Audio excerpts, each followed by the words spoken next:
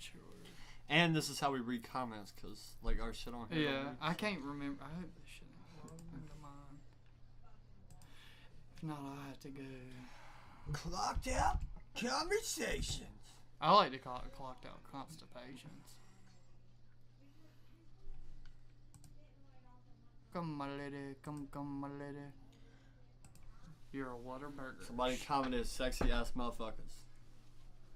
It was me. Come, my lady. I look like Tracy McGrady. Smoking on. Oh, you're white and you're rap. You must be Slim Shady. Whoa. It sucks that you can't play music on here. And we're here. Raspberry Twee.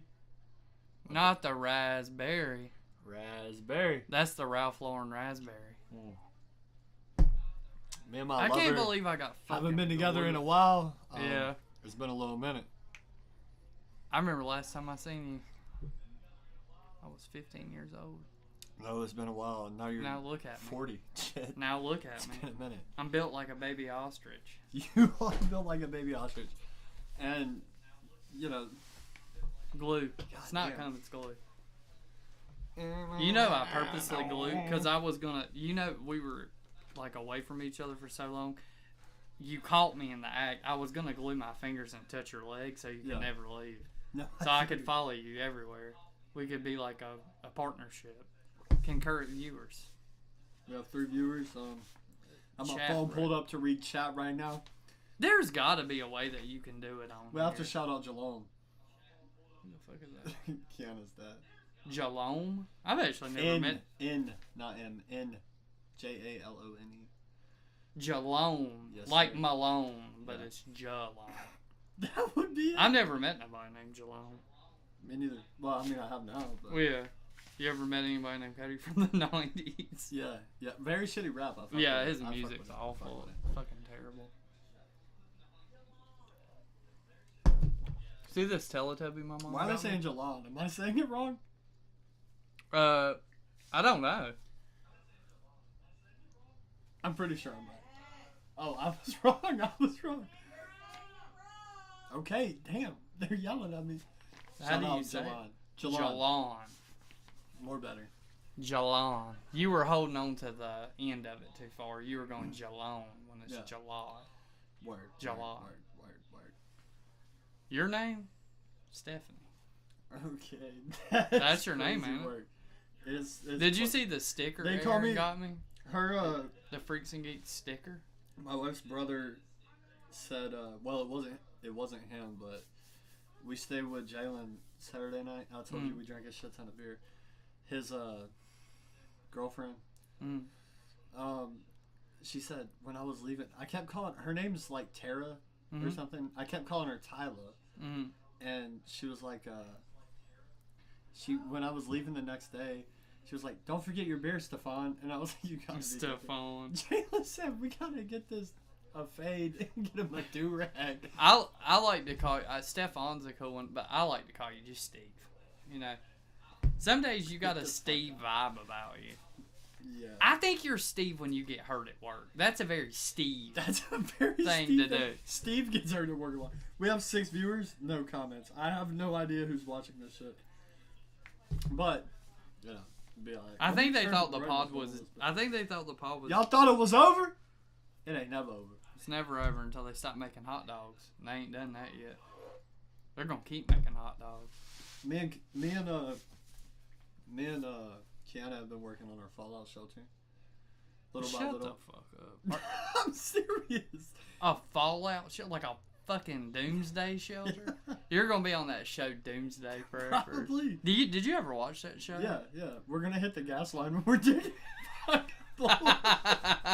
You do. No, You gotta call Bro. them people that says call before you dig. So I didn't tell or you this dial part. before. Every time we went anywhere, like any You're of her, completely fucking with me, right? You're not really making a Fallout shelter, are you? Take it, kind of. But anyway, so anytime we went anywhere, right? Kiana, my wife, we were in Pennsylvania. She would look at, like, we went to her grandma's house the first night we stayed at her grandma's house. She says, "I'm from around the way. I'm leaving here with something." We walked out with like 8 grocery bags full of shit from her house. Really? Like, we got a whole dish set. I'm not even. Oh, lying. that's cool. That's how it is though. When little you go, vanities, but I mean, she hasn't seen her people in 2 years, so you know what I mean. Was that for the fallout shelter? Or Definitely no. It's like a little coat tray. Like I'm not gonna lie, it reminded. As soon as I seen it, I was like, you could definitely do below all that. But I know what you're talking about. We went to Josiah's. We were gonna steal some shit. He gave us this, but he actually got us these from. He went on a cruise to the Bahamas and he brought us back That's pretty good. gifts. So. It was this, and he got me 2 bracelets and Kiana like a seashell and another bracelet, and then we went to Jalen's and Tara's, or her actual name's Tyra, I think. Tyra. I always say Tyla, like my bad. I think I met somebody named Fuck Tyra. So, but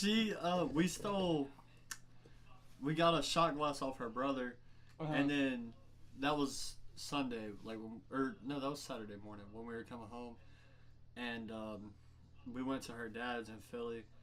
We got a longboard. Her dad's really cool people, but we got a longboard. I think that's all we stole from him. And then a longboard, right? Yeah, not a lawnmower. No, not a lawnmower. Not this time. Next time. Yeah, next time. And we get a lawnmower. We stole. Oh, and the flag. Yeah, he was in the Marine Corps. Really. Yeah. Not like a douchey Marine, but like an actual Marine. And we got the flag. Did you tell him about boot camp? We went to. I didn't. We went to fuck. What's that bitch's name? Terry. Her aunt. Terry. We went to see her and her kid Neum, and then her aunt Christine, and we stole a candle from Terry. Now, are you actually stealing these items, or are they giving you these I mean, Kiana's like, I'm from around. She said, I'm from around the way. I'm leaving here with something. So they're gifting you these items. But no, Kiana was like bound and determined to steal the fucking DVDs from her grandma's house. Like fucking, she kept looking at them. She was like, I'm gonna steal that shit. I was like, what DVD was it? No, it was a million of them. Oh, I don't. It was like a collection. No, she did say one that she wanted to steal. I think it was Iron Man. Actually, it was Iron Man. It was an Iron Man DVD she actually wanted to steal, but she didn't. So. Is that a new cap? New? I bought it right before we went to Pennsylvania. I didn't even wear it up there. New to you. I was gonna say I don't think I've ever seen that cap before. You look like you've just been celebrating Christmas. That's good. That's good look on you. Yeah, no, New Year's was really nice. It's nice up there. We went to the casino. We did a bunch of shit. Fucked in the hotel. I didn't know they had casinos up there. No, they have one in Pocono Mountain. Which I mean, that's where the racetrack is. I don't know. We didn't go to no racetrack. There's a racetrack called Pocono. I assume it's in the Pocono. In Pennsylvania. It's probably. I would assume it would be. But no, we went to the casino. We said we're only going to spend $100. We only spent $100. We walked out with $200. We doubled our money and got the fuck out of there. How do you even spell that? C-O-N. Yeah, you type it. There you go. Pocono, obviously. Raceway. Oh damn! No, there is a raceway in Pennsylvania. I didn't know that for real. It's on Long Pond, Pennsylvania. Road. I used to live on Long Cock Road. Yeah, no. For sure. But they came by one day, and there was some guy from the city, and he said, if you don't match the name of the road, time to go home. So I packed up and left. Yeah, no, but and they even kept my safety deposit. No, dude, it was genuinely fun as fuck. Like it was. I had a really good time. Like even the bars. Like I remember we went to 3 different bars. We went to Philly's, the Vault, and then. Why in the fuck did you get to go to Philly before me? No, I mean, I mean, married into it, dog. You need to be going to Dallas. No, I mean, I didn't go to be a Philly fan because that shit's gay, but so like I just went to go. So I mean, I really was going down there. I wanted to meet 3 people. Sorry for anybody that's listening in her family. I want to meet her grandma. I want to meet Josiah because that's my boy, and then I want to meet her dad. I want to meet her dad. But no, you said meet Meal. That's what you told me. Jalen's really good people. I fuck with him. I was gonna say, so I don't know if you've seen the bracket, but all jokes aside, who do you think's gonna win the Super Bowl? We actually have a bet on at work. Pull it up right now. Okay. I'll tell you who I picked. I can't remember like every fucking. You filled out a whole little bracket. It was like a $5 buy-in, but 7 people did it. So I'm gonna do first round and be out. So let's see. You should have gave me a call. I mean, I don't know shit, but I keep up with a little bit. I haven't filled. I actually still have till tomorrow to fill it out because I was going today. Really? Well, yeah. Let me. So my boy, or not my boy, but Chris, like our big boss, he's a Broncos fan. He thinks they're going all the way. I think he's retarded. Go through so each game. I hate that I'm doing this because it's two of my least favorite teams. Genuinely. Okay. I picked the Panthers over the Rams. It's tough. Okay. I did. I'm picking the Panthers over the Rams. I don't care what you say. Okay. Eagles over the 49ers. Fuck you. Don't say it. Don't say it. No, I'm not. I'm this genuinely curious. This one's tough for me, but I'm probably going to go Bears. This one, Chargers. This one, Bills. Not because they're destined to win, but because I'd like to see them in the Super Bowl. And then this one, I'm going Steelers probably. So. And then... Okay. Well, do you just have to fill out this week? Yeah. The wild for this week. All right. This is my predictions. Take them if you want them. All right. I'll start it with the AFC. The Texans and the Steelers. Yeah. Texans. I think the Texans. No, I do. No, like I said, This one is my least favorite. Like You took Steelers, didn't you? Yeah, but this is the one I'm least. Like I don't care to watch this game at all.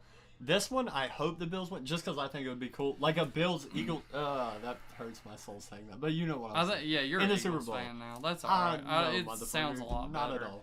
All right, so... Fuck Philly. So Texans over the Steelers.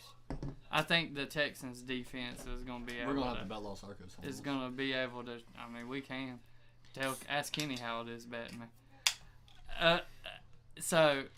He does win. We swapped off. Like I'd win. I'm you'd just win. I'd win. Yeah, so you got the Texans. I think the Texans defense, it will be able to shut them down. Aaron Rodgers is whatever, and they will. The Steelers will have DK Metcalf back, but I still lean on Houston. This game right here, obviously, a lot of people are favoring the Jaguars, but I think. I'm not going to interrupt you, but I think. This is my favorite game of the night. That's going to be a very good game. I think, genuinely. Us? You and y'all and the fucking 49ers, I think that's going to be a really good game. I take the Bills over Jacksonville, though on paper, Jacksonville's the better team. I think. I want to see the Bills win. That's the only reason I'm taking them. I think Josh Allen's going to cut up. They could lose it, but I just think they're going to show up. I want to see them win. This game right here, take New England. Herbert's known to choke in the playoffs. Word. I would love to see the Panthers win. I don't like the Rams, but I take the Rams. I hate the Panthers. That's my least favorite team in the league. If you want my honest opinion, I think the Rams will win by 2 touchdowns or better. Word. And then down here, I almost don't want to jinx myself. I think the Eagles escaped this game with a win. But they're both... You think you're going to the Super Bowl again? I didn't say all that. I think... No, I think that we could... Like I heard on Eagle Eye Podcast, I think that... It's a possibility. I think we could do you think it depends? Do you think it depends who you play out of these two? No. No, I think... So, I think that... Do you think it depends on this game?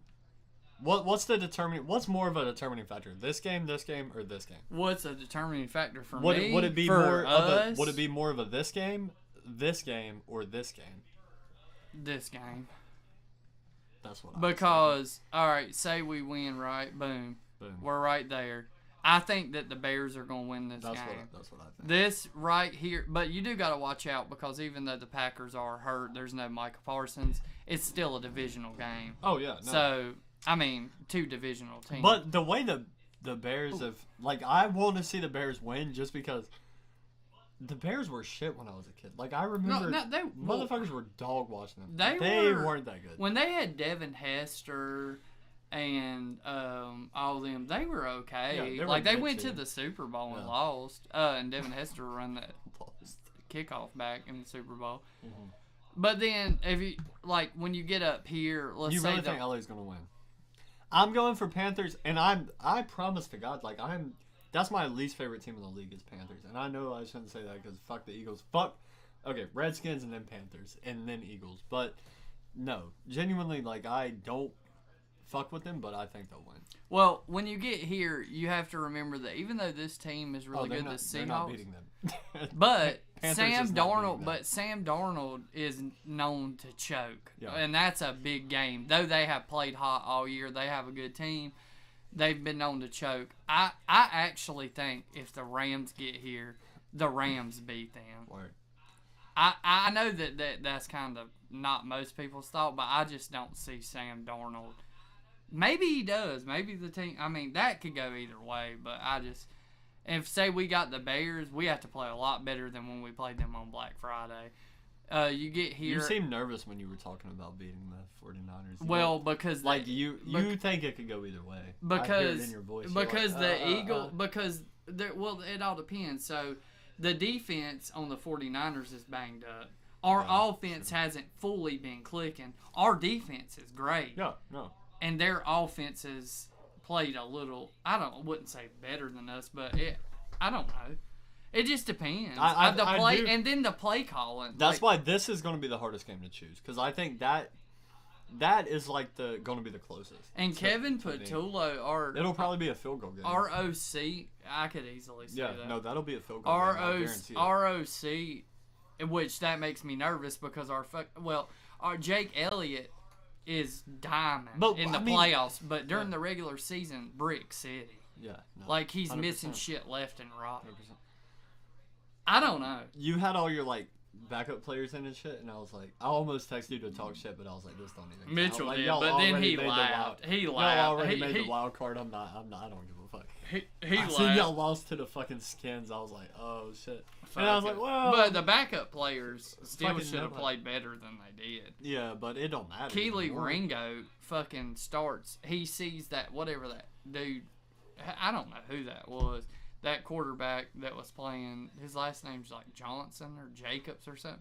He starts running like he's going to scramble. Keely Ringo just fucking literally gets mixed up, and he just throws it right over his head. Like, dude, you're in the NFL, bro. You get paid millions of dollars. Like, you can't be doing that. That's some shit a high schooler would do. Word. Yeah, no. But that. So you got the Texans over the Steelers. Yeah. You picked the Jags over the Bills? I take the Bills over the Jags. Yeah, no, I picked the Bills. And don't take the Chargers in that game. That's a difficult game. I mean, I could be wrong. You do what your heart tells you, but I wouldn't do that. And then I know you're telling me not to, but I'm Panthers. I'm all bottoms over here. Panthers, Eagles, Bears. Really, the only and choices I'm not gonna lie to you, and I'm sorry, Aaron. I know you're listening to this. Fucking Panthers are not going to the Super Bowl whatsoever. Like, it's not gonna happen. But I choose them in the wild card. I think they have it in them to beat the Rams if they want to. I think if they capitalize on mistakes, the weather will be a factor because it's going to be raining. I think if they do what they did last game, they escape the game. They win the game, which I don't think they will, though I would rather them win. I feel like this game right here is going to be the determining factor because if Carolina gets out of this game with a W, they win by a field goal. No. They're not getting out of there easy. Mm-mm. No, that's like this game. I think y'all's game, like the 49ers game. But my dad's a 49ers fan. You're a fucking Eagles fan. But I feel like it's going to be it's definitely a field goal game. It's going to be real close. Watch, I'm saying that and somebody's going to... The only way it's not is if somehow Philly clicks. Mm-hmm. Then I think we could not easily, but easily beat them. But it's like, I don't know. I gotta see. This year with us has just been so weird. Like, we're really good. We have the talent, but then our play callers are terrible. Yeah. Did you see where the coach for the Dolphins got fired this morning and literally got picked up by the fucking Lions this afternoon? Mm-hmm. Not to be the head coach, but to be a coordinator. Oh, no, I see. He's funny as shit. He always acts like he's fried. He just says the most high shit. That's my predictions. It's all bottoms over here. So we got Panthers, You're Eagles, a brave man taking Bears, the Panthers over the Rams. And then I got Bills. I might switch this one to Texans. So I'll take Bills. Something in my heart's telling me to go Steelers. I'll go Bills, Texans, and then... Go Patriots. I'll go Patriots. Because I haven't kept up with neither one of these. Like that game. I mean, anybody I have no could idea, win it. genuinely. I mean, I don't know what's gonna happen. I'll This go is Patriots. just me watching it all the time and watching a lot of it. I mean, do what you want, but that's just my advice for you for watching. Why do you think I'm a I'll brave man watch over it. here? Because of LA or because of Green Bay? Or both? You didn't take Green Bay, did you? No, I took Bears. No, Or you think I'm a brave I man think because you're a of here? brave man for that. Honestly, and I'm not trying to be disrespectful because I'm a Cowboys fan and you're an Eagles fan. This game is going to go either way. This is going to be a hard game to choose. Yeah, it could be. That's two very good teams. But I don't think picking us over them is wildly because I'm only crazy gonna as like that. because they said if it's a tiebreaker, they're going to go by score, and I'm going to go by 3 point on this game. This is the game I'm going to choose score on, and I'm just going to choose 3 points. I'm going to go like, I don't know yet, but it's only going to be by 3 points. I'm not planning like either one of y'all to beat each other's ass. It's too late now, but we should have done a bracket at work. Shit, me and you could do a bracket. I mean, we don't got to bet nothing. Just fucking see who wins. Well, then we just started one. So, Texans, Bills, Patriots. Fuck you, we're picking the... Oh, no, because that's different. Everything... I take the Rams. I take all bottoms here. I take us. This is the only team we're betting different on. Like... I mean, would I love... Again, For me and you, I would take the 49ers just because fuck the Eagles. Fuck the 49ers, but fuck the Eagles. But I would rather choose the Eagles in that game. Honestly. I mean, if we're being strategic. Yeah, strategically. But no, I would definitely... I'll take the Panthers over the Rams. Not because I think they're going to win, but I think in your heart you want them to win.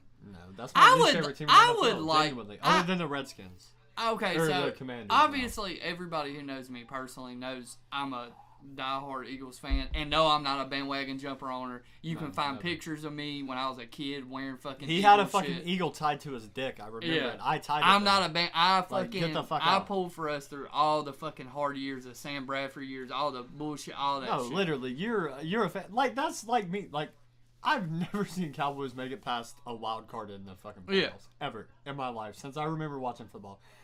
I'm still a fan. I mean, it's gonna happen one day. No, the thing is with. And this is one thing, and it's going to sound imagine funny. I'm 70 years old and we make it to our first Super Bowl.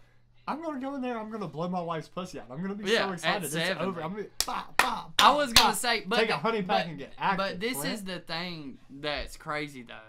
So like me, right? Being an Eagles fan my whole life, always liking them. Yeah. Through the hard times, watching them lose the Super Bowl to the Patriots when I was a kid, then watching them beat the Patriots with Nick Foles. Yeah. People will start to think, oh, you're a bandwagon jumper owner, because a lot of people do that. No. Yeah, like the Chiefs or the Eagles. If anybody tested me, I can literally pull up pictures of me as a fucking kid wearing a Donovan McNabb No, I've jersey. always been a Cowboys. And anybody who knows me or went to school with me knows I'm. But that's only because like my uncle was the only one in my family that really watched football. My method uncle, and that's why. Well, your one uncle, he played quarterback for the Panthers. Bro, I hate that. In preseason. I hate that I told people that. I believed him, bro. Natalie backed him up. What was I supposed to do? I thought I was telling the truth. I was capping like fuck. He played one preseason game. He took 2 snaps. That was it. He told me that, but no, I swear to God, he told me that. But no, genuinely, like Timothy's the only like motherfucker that ever kept up with football. Like I remember when he was in prison. I swear to God, I would call him. Like he would call us. It would be late as fuck. But we'd get a phone call. He'd be like, if you accept these charges, blah blah. We'd accept them. Obviously, it's my uncle. I don't give a fuck. Fuck the phone bill. And I'd be like, no, they definitely should have left like they should have left the backup quarterback in. Like Dak Prescott's ass. Like I fucking hate this dude. And he was like, no, you're right. I mean, they really should have, because he'd be watching the games in there. And it was like we were together, but we're not together. You know what I mean? But it's weird too. Because they bet like like ramen noodles and shit. Yeah. No, it's weird though, because like the only time you see a person like that sober is when they're there, but you're not seeing it, you're hearing it, and you're like, damn, you're actually cool people. Like you know what I mean? When they're not off the drift. No, that's that's my family at the end of the day. Like I'd never change it. It's just no, it was good. It's one of them things though that anything can go anywhere. I mean, you don't know who's gonna win what. There's obviously, I will say this, because this normally happens, in through this playoff, there'll be at least one upset. Yeah, no. If I had to call the It's gonna be upset, Steelers. if I had to call the upset, It's either going to be Steelers or Eagles. I guarantee it. if I had, well, that wouldn't really be an upset if we beat them. In fact, I think we're favored. No, I'm saying if they beat you, I think that would be an upset. Not a big one, but it because would be they're an expecting upset. they're expecting y'all to do what Patty Mahomes did. They're expecting y'all to go back to back. If I had to call to back. one of You know these what I mean? games this week as a potential upsetter, I think the Bears would hurt my heart more than anything. If they lost, only I because wanna it's see a it. divisional game. I would either go Packers and the Bears. Maybe the Packers beat them, though it's not going to happen. Bills and Jags. You think Houston and well, Steelers? technically that would be an upset, but I think in my head, I think don't. the Bills and the Jags would. I mean, I don't know that the Bills are going to win. I want them to win. So in my heart, that's what I'm choosing because I want that. well, I mean, I would like, honestly, Super Bowl scenario is either Bills and Eagles or Bills and 49ers. That is this bracket versus this bracket. All you the way. think That's out what I of want. these teams, you think the 49ers will make it? If you had to. No, but that's what I want. The Does that make 49ers sense? are probably not going to. No, I mean, but anybody if I could. want to bet the on fucking what I want. Panthers technically No, could. They have a motherfucker, chance. I'm choosing y'all over the 49ers, but I mean, I would like the Bills, 49ers, or the Bills and y'all. That would be a cool Super Bowl. I get what you're saying now. Your I'm not- ideal Super Bowl. Yeah, I'm not saying that's what I'd bet on. I'm just saying that's what I want. I wonder if anybody said any. Let's see if anybody said anything about. I want to know who y'all think's gonna win the Super Bowl. I gotta pee. We ain't even got to the topic. I gotta pee. No, we will. Oh, I grabbed it. You're good. It was the cord. I gotta slide all this stuff back because we ain't done one in a while. Yeah, I want to know. Are we even live? Hold on.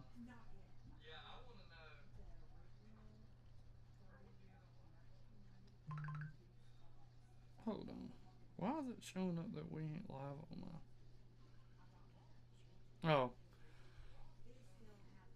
To anybody listening, who do y'all think's gonna win the Super Bowl?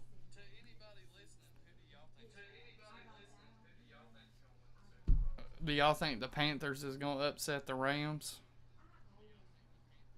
That's improbable, but possible. Anything's possible.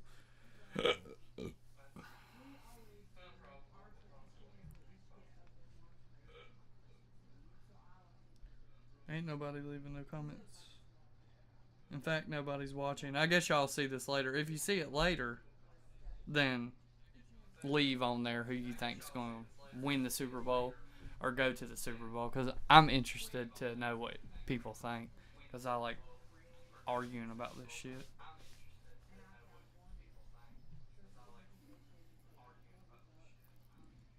I know who ain't going to the Super Bowl. That's the Cowboys. Nor the Chiefs. They're definitely not going either. Them boys got the ham sandwich legs. They got the ham sammy legs. Fuck them boys. Hey, I'm betting on y'all. I don't want to hear it. No, I did take them. Not because, okay, pause. I don't think they're going to win, and I don't mean that in a disrespectful way.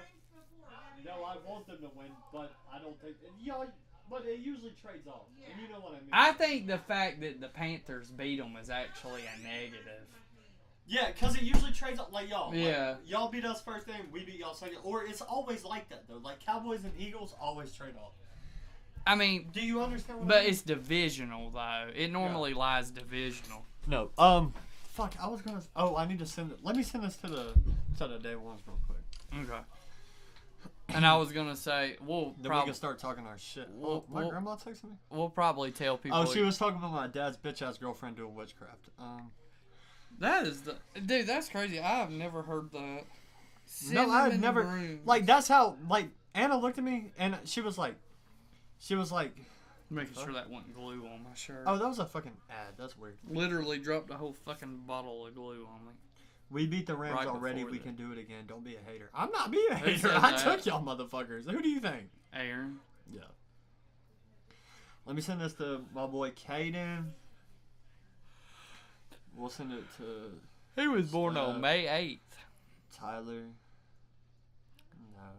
Caden. I feel like this is gonna be a weird one that we do one on, and then people later on, it'll probably have a lot of views. The Pazuzu algorithm. I can't never say that name right. Pazuzu algorithm. Word. Kiever just... I don't... In the nicest way possible, I don't fuck with that nigga, boy. Who? Kiever, man. It's this dude I work with. We've talked about him before on the pod. It's not that I don't fuck with him, it's just like... Bro, you gotta, like... You're a dick rider. Does that make sense? Yeah. Alright, he's got the blicky, yo. Got my whole 50. Okay, I gotta look us up so we can see. My goober's getting sticky, yeah. My goober's been sticky. Does that feel like glue? Down here? Yeah, no, seriously, does that feel like glue? I don't think it is. No, that's not glue, bro. You only put glue on your peen. Okay. I literally just dropped it all over. Y'all motherfuckers ready? This is Tekashi 6ix9ine. Oh, that's you. Just so you know, whoever is in here now, we done went through the whole, like, who we're picking for the playoffs. We'll do it again next pod. We'll do it every one. Everyone, yeah, for sure. Until the Super Bowl, and then we'll probably be... Do you remember who I picked? But we won't do it for money, but... The only reason I'm saying we won't do it on the Super Bowl is we'd have to bring the GoPro and we'd have to edit it because my youngest son's birthday is on the Super Bowl. So, like, I'll have a little party. Which, I mean, you might be there anyway. Jackson's birthday is the day before mine, ain't it? When's yours? The 15th? His is the 14th. That's what I've been saying. I knew it was the 14th because yours is the 15th. I was gonna. My birthday's next Thursday. Yeah, and his is Friday. I was gonna say his is Wednesday. His is after yours. Silly. The day after, so he's the 16th. No, his is the 15th. Yeah, but we'll have his party the 14th. No, and we were gonna invite y'all, but I didn't know if y'all were busy because I knew your birthday was close. We're gonna do this little thing at the fun place. Extreme what? No, it's like a little trampoline park. There's a bunch of shit for kids. I ain't never been there. But I figured Soph would like it. But yeah. No, but my youngest son. What day is it? My youngest son, what we do, and I don't know if you'd want to do. Like you can, like it's really not a big deal. Yeah. But what I do every year is I'll do like his birthday. Like we'll eat cake, sing happy birthday, like hang out, and then after like I'll put them little motherfuckers to bed. In a Super Bowl party, like I'm cooking fucking wings, I'm fucking cooking whatever is in arm's reach. Like yeah. It's a cockroach. I'm joking. It's a ladybug. It's a ladybug. I see it. Soph's like freaked out. No, is it ladybug she's scared of? She's not scared of stink bugs. She'll say, "Hey there, little fella." Hey there, little guy. Damn, thing's getting up close and personal. I think it like 6ix9ine. It keeps going to him because that's today's topic, which I still haven't said nothing about. Oh shit, Daniel Hernandez. Daniel Hernandez. You reading first or am I reading first? I'll give an overview of it right quick because we'll have to go on here. So I'm not gonna read this off of here. Obviously, if you're like 35 or under, you know who 6ix9ine is. Rapper, troll, Daniel Hernandez, jailbird. In jail. Don't we love him? Jailbird. Don't we love him? Big Mexican chode on him. Yeah. That's all I'm gonna say. And everybody, like I said, y'all know who this is. He was really, really, really, really popping the hardest. What year? Probably about a few years back. When I say a few, I mean like 2018. I was gonna go like 2015, 16. I would say 2018 because I remember I worked at Converse when he was popping. Because he, as we'll get into, and as a lot of y'all probably already know, what made him popular, it was not.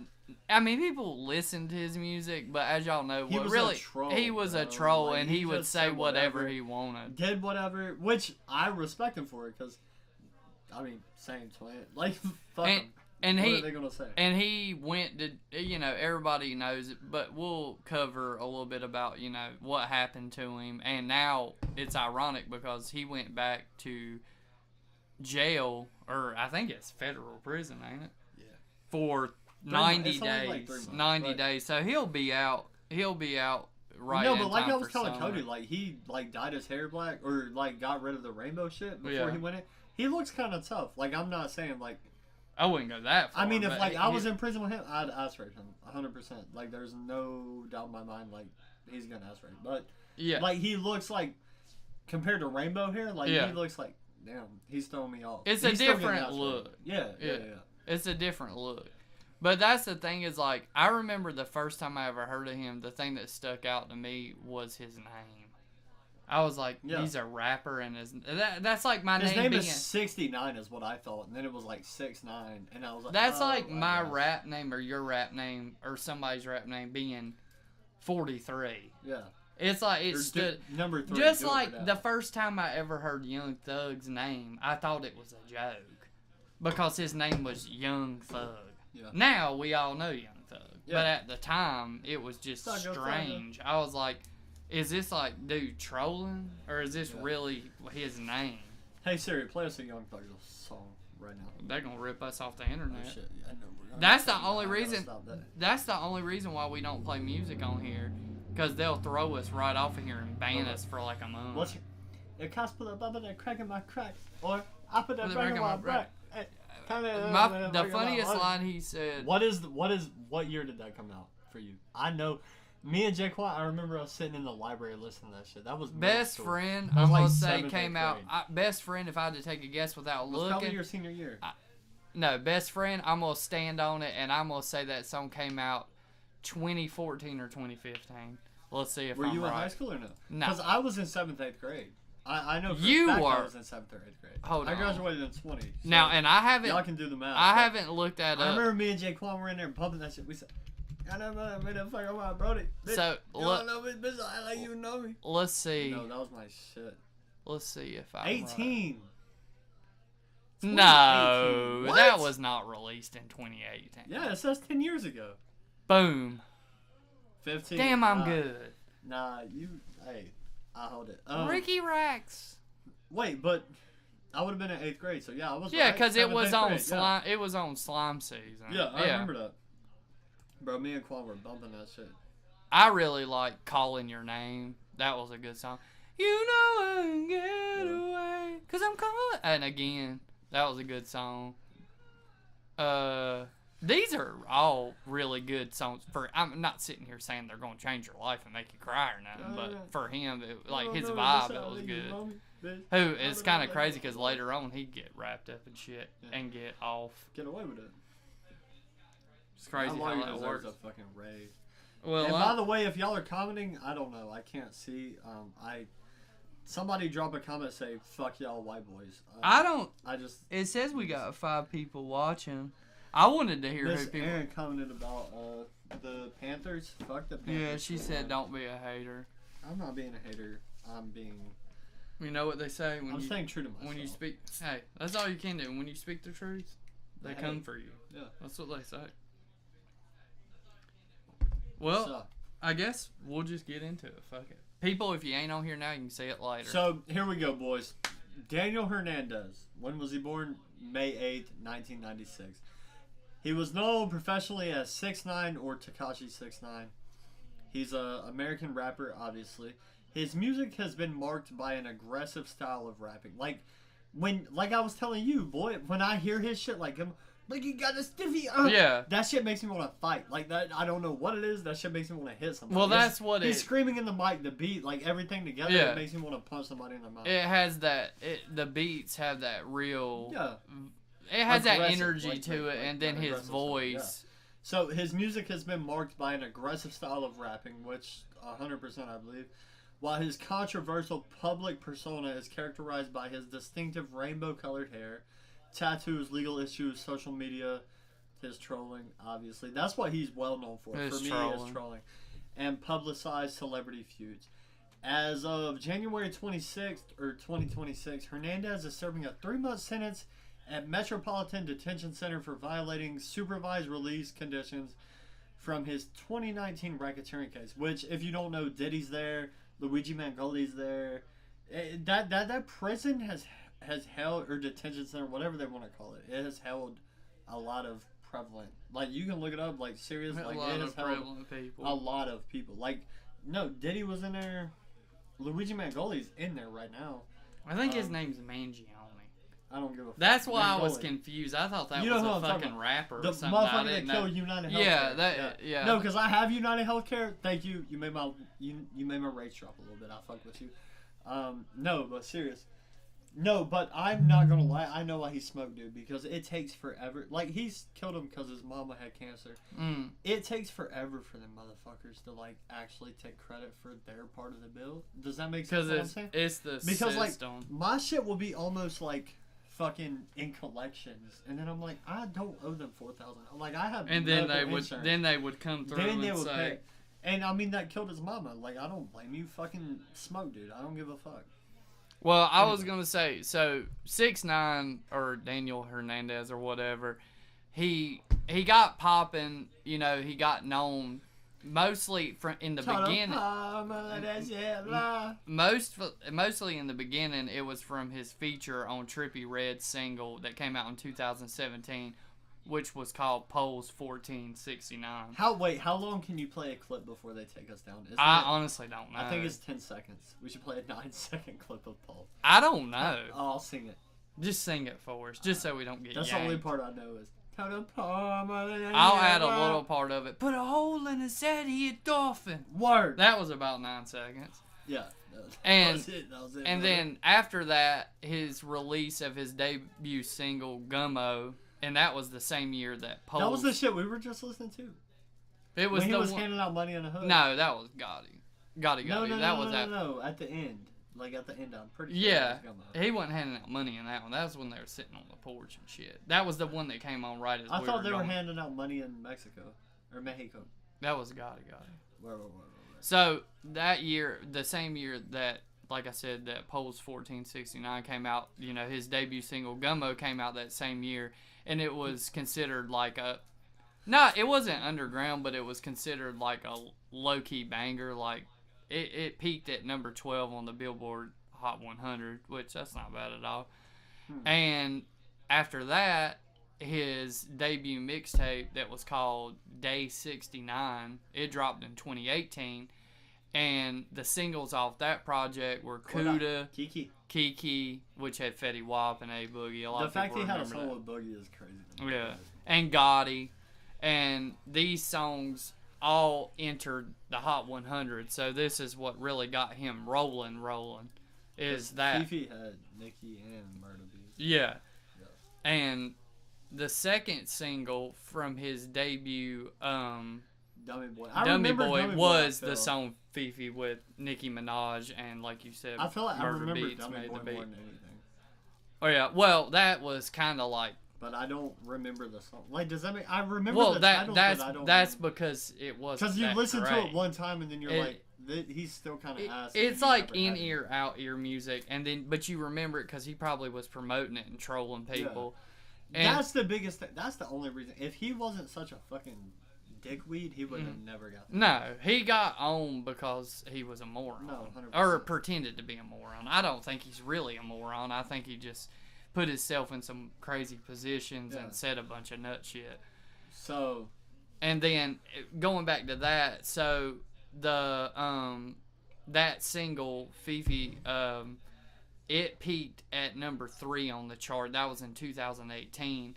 And it all, like we just talked about, with a lot of his projects and a lot of his music, it gets negative reviews. People say it's ass. But with that being said... Wait, when were you born? 96? 94. You're older than him. That's yeah, about 2 years. But with that being said, Dummy Boy peaked at number 2 on the Billboard 200, and it received a platinum certification. And so... that's an overview as far as like his music, his music come-uppance pretty much. So in 2015 though, 6ix9ine did plead guilty to a felony count of use of a child in a sexual performance, and we just talked about this. Like, he has smacked like a. That's what they said. I never. He said he didn't know. He, whatever. Like, he's obviously. Motherfuckers lie. I mean, not to say he was or wasn't. Nobody wants a child sex charge on their shit. But he was like 19, she was 15. He said he didn't know. He smacked her ass alive. But he was sentenced to a 4-year probation period and a 1,000-hour community service order. So in 2018, 6ix9ine, his manager, and 10 other members of the 9 Trey Gangsters. His manager, Shoddy. If you don't know who Shoddy is, he's the dude that's always... He's talking on the end of that one song where he's like... everybody knows him talking at the end of that fucking song. Word. So, him and other members of the 9 Trey Gangsters faction of the United Blood Nation. Blood! Street gangs were arrested and charged with racketeering and various felony crimes. So 6ix9ine received a 2-year prison sentence in December 2019 after turning state evidence against the gang and its members. In April 2020, he was put on house arrest for the remainder of his sentence and was released that August. So he snitched. That's like the big thing he's known for is snitching. And then like white folk like me and Cody, like we're like, oh fuck that, I could never do that to my boys.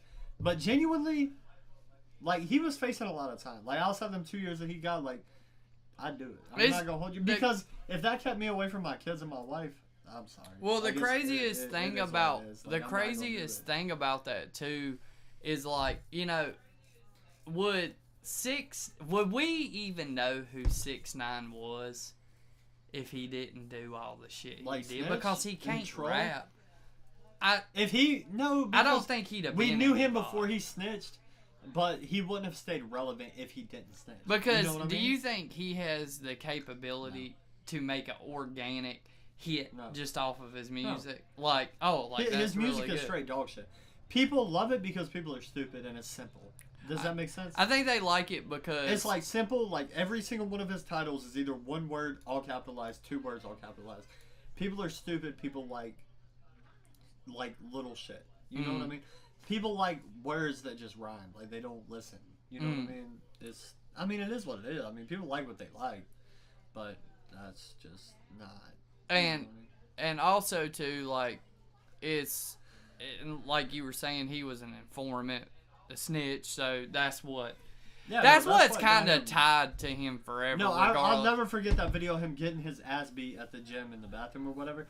But I'm not going to say he deserves it. Because, I mean, I don't live that life. Like, I'm not like that. I'm not built like that. But so to dive into his early life a little bit, if you want like a little bit more knowledge about him, that was just an overview of, all the shit everybody knows. But these are some little less known things about him. So for instance, his he was born to a family where they were his parents were factory workers and house cleaners from in Mexico. I'm sorry, I can't pronounce that. My Spanish is not very good.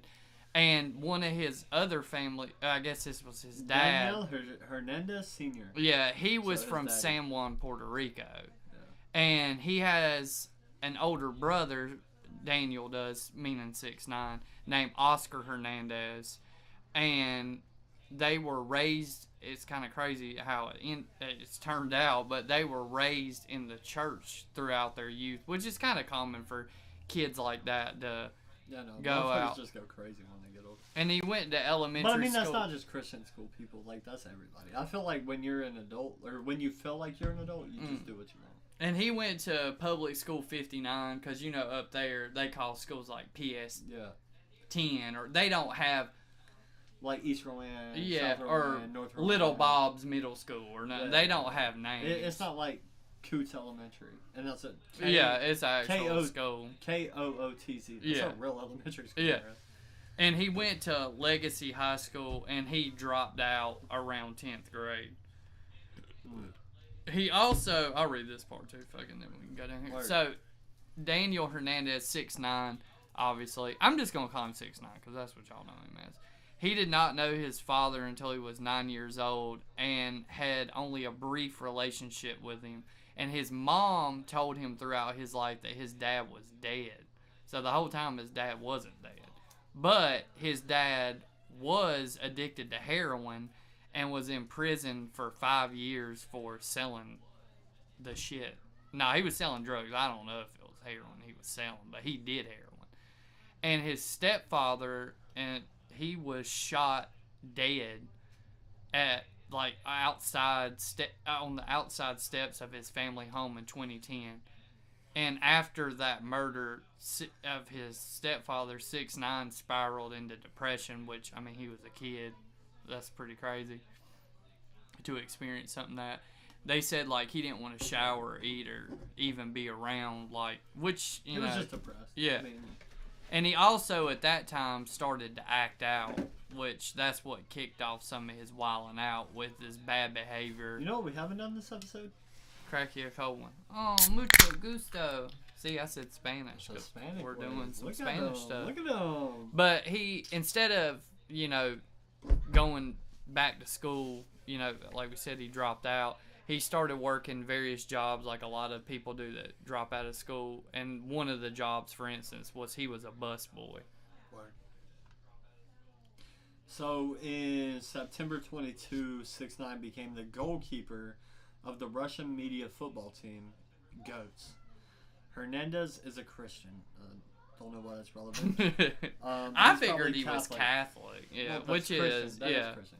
So at 18 years old, Hernandez had a daughter with ex-girlfriend Sarah Malenia.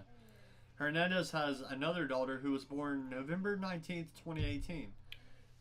Marilania M. It doesn't give an actual last name. So in 2003, Hernandez began a relationship with Dominican rapper and singer, motherfucker, I have no idea, Yelena Varela. That's what we're gonna say.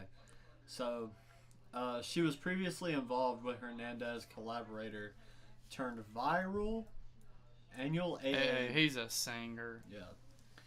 By September 2024, Yelena Lama's viral was reported by Hernandez's ex-girlfriend. So, obviously, when we say Hernandez, we're talking about 6ix9ine. So 6ix9ine suffers from asthma. I don't know why that's valid. So on October 1st, 2020, 6ix9ine was reportedly hospitalized after having an overdose from mixing hydroxycut diet pills with a McDonald's McCafe coffee. His lawyer's the nicest guy.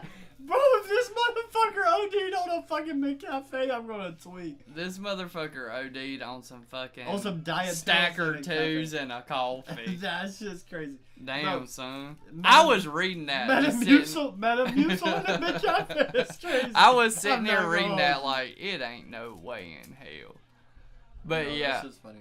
I mean, that, like, we went over all his music stuff. I mean, we're not gonna do a fucking crazy deep dive into him. No, I mean, y'all know who he is. You know who he is, but like, so his musical style. This is not my words, but this is what people, you know, if you want to get. This is what he said specifically. It's like they describe his music as scream rap, which kind of goes. I do put it in hardcore hip hop, SoundCloud rap, definitely. I do put it in the SoundCloud because it came out on the SoundCloud rap, and it does have elements of drill, like especially obviously New York drill. When he's screaming at like the microphone, yeah. Which New York drill to me, heavy metal, hardcore punk. I don't know that. He definitely has reggaeton vibes, and maybe he don't really have crunk, but maybe there's some crunk elements mixed in, but. I mean, the drill thing, because that's like New York drill, what he does, which really isn't much different from Chicago drill, which is like where drill music is from, which is music, everybody knows the beat patterns, everybody knows the drums, everybody knows what they fucking talk about. You know what you're going to get when you listen to that music. Yeah, you know exactly, you know what you're getting with all that. No, but my thing with him is like, he had to turn himself back in on probation violations, but like, what did he do to violate his probation? Like, I still don't. He probably didn't show up for something. They said like, because he was in live streams a lot, and he probably just fucked up. But I feel like with him, like in this story, we have to talk about this because this is like basically what got him fucking popping is all his feuds. So this motherfucker never shut up. I'll start with this one. I'm gonna piss. So throughout 6ix9ine's career and his mainstream, days of people knowing who the fuck he is, Pitchfork described him. And if you don't know what Pitchfork is, it's a magazine, a music magazine, and as they described him as one of the industry's biggest success stories of the year. And like we said, frequently engaged in trolling. His social media really got him going, like him talking shit to people. It's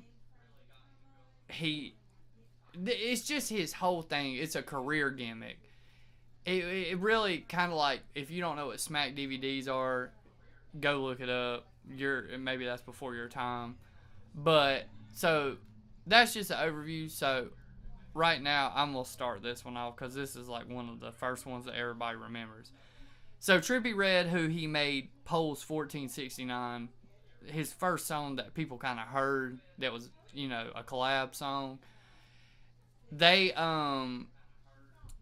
basically, following a post from Twitter account claiming that 6ix9ine, 6ix9ine, Trippie Redd was like talking about how 6ix9ine's a fucking creep and a pedo and all this shit, and basically like said, I don't fuck with this dude, you know what I mean, just disassociated himself from him. And on November 11, 2017, they start going back and forth on social media, him and Trippie Redd. And Trippie Redd was actually attacked in the lobby of a New York hotel. And when that happened, he blamed 6ix9ine for it because obviously they're beefing. So he thinks 6ix9ine had something to do with it. And the two just kept going, like for a hot minute, just back and forth, going at one another. 6ix9ine accused Trippie Redd of having sexual relations with Bad Baby, who everybody knows that, the Catch Me Outside girl. But Trippie Redd and the Catch Me Outside girl, Danielle Bregoli, both denied the accusations, but later admitted that the two had kissed in the past. And in September 2018, 6ix9ine posted videos of himself with Trippie Redd's ex-girlfriend, and basically hinting that he smashed her and all this shit. And that was like the first. Was he fucking with Coyle Ray back then? I have no clue. I mean, I know he's got a kid with Coyle Ray, but I don't know if that's who he was fucking with back then. I remember this one though. It wasn't one of the bigger ones. So Rap a Lot Records. So 6ix9ine would testify during his 28 racketeering trial about his and the 9 Treyway gangsters. Treyway! Yeah, I remember. Said they heard of me. I ain't heard of you. Get the fuck about my fucking face before I murder you. I forgot that he used to yell that shit all the time. Treyway! So his feud with Houston, Texas record label, Rap a Lot Records, headed by James Prince, according to the New York Times, take this with a grain of salt. His dispute with Rap a Lot stemmed from a disregard by his associates for the gang's tradition of checking in when visiting another city. So, and Hernandez would further testify that checking in referred to paying respect to the gang in another city when entering that city. So, like, like if you were coming, like you from K-Town, I'm from Salisbury, like check in with me or I'll blow your fucking forehead off your body. You know what I mean? It's like you got to acknowledge. We're not in a gang, but you know what? It's like basically acknowledgement. Yeah. Like acknowledge that this is my city. Oh, we're coming here, whatever, blah blah blah. So 6ix9ine testified that in March 2018, Rap a Lot prevented 6ix9ine from performing at the South by Southwest Festival in Austin, Texas, resulting in a missed paycheck for the rapper. He was tight. I mean, that's probably a big check for him. And that he and Treyway gangsters decided to retaliate by robbing Rap a Lot associates in New York. Word? Fuck it. They were all shit. 2 such persons were mistaken by 6ix9ine and his crew to be Rap a Lot affiliates and robbed in April 2018. Footage was posted by DJ Academics. This motherfucker be everywhere where it went viral. No, this motherfucker DJ Academics cracks me up. I remember the first time I ever watched one of his videos. Bro, he cracked me up. It was back. I don't know. He's kind of getting burnt out now. Oh yeah. But back in the day, I used to watch that motherfucker. I used to love to watch Everyday Struggle. It was DJ Academic. It was a Complex. Complex made it, but it was like a hot takes, but it was like with DJ Academics, Joe Button, and what was that girl's name? No, what was her name? I can't remember. So this is one a lot of people know. The beef that 6ix9ine had with Chief Keef in 2018. Finna come on. So 6ix9ine basically was beefing with... Okay, hold on. Favorite Chief Keef song right now. Let me hear Favorite Chief Keef song of all time? Why not? Yeah, I'm gonna say My Generation Chief Keef. Because there's only two... Like, when you ask me, like, Chief Keef, there's only two that ever comes to mind. And not saying, like, I know Chief Keef.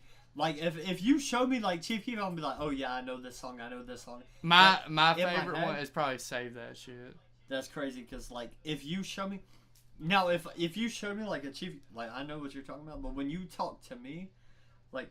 But we're 9 years apart, right? Yeah. When we talk about Chief Keef, we're thinking about 9 years, like, worth of music. Like, in my generation, our shit was... Finito. Yeah, I remember that. Or, okay, there was three really. It was Finito, Finesse. Goddamn, I can't think of another one other than that. It was another one. It was God, I hate being sober. Yeah. I'm a smoker. But no, that wasn't even the one I was thinking of. It was another one. But I can't think of the third one. But no, it was Finito is probably my favorite just because of the time period. Yeah. You know what I mean? Like, if I would have grew up with you, I mean, that probably would have been my shit, but... Well, I wouldn't say Save That Shit's, like, everybody's favorite. That was just, like, mine. And I hate being like this, but I don't think Chief Keef is a great... Rapper? Oh, like... Well, like he is a legend in the sense if he was 16 years old. No, definitely. I'm not saying he's not a legend, but he's not going to go down as a great in my head. Does that? I just always thought that Save That Shit was... Yeah, I always thought Save That Shit was funny. I'm not saying he's dog The shit, most memorable bar from that song is when he said, "Good loud pack smell like cat piss." Finito, there was 3 songs in my mind. I can't remember the... I like that song he did. I mean, I heard all the song, like... And I hate being sober. I'm a smoker. I mean, but you know, everybody remembers Love Sosa. That's the one, Love Sosa. No, that honestly, but Love Sosa is a fucking classic. Don't like. Everybody remember that. That's that shit I don't like. Everybody remembers. No, but Love Sosa, you have to admit. That's I like What Would You Do too. What would you do if Johnny Michael? What would you do if I win you lose? What would you do? Yeah, that song was alright. But, so he was beefing with a bunch of, 6ix9ine was beefing with a lot of Chicago drill artists. No, but before you continue, I'll just say something funny. So, it's not funny, but I seen like this interview 6ix9ine does. Because now that he's like on house arrest, like he can't be around motherfuckers like that. Yeah. He did a lot of like podcast interviews, whatever. And he was getting interviewed and he was like, somebody asked him something about bitches and he was like, oh, so I never slept with a dirty bitch. He was like, dirtiest bitch I ever slept with. Oh, yeah, you told me that. Baby mama. Yeah. And I was like, who the fuck?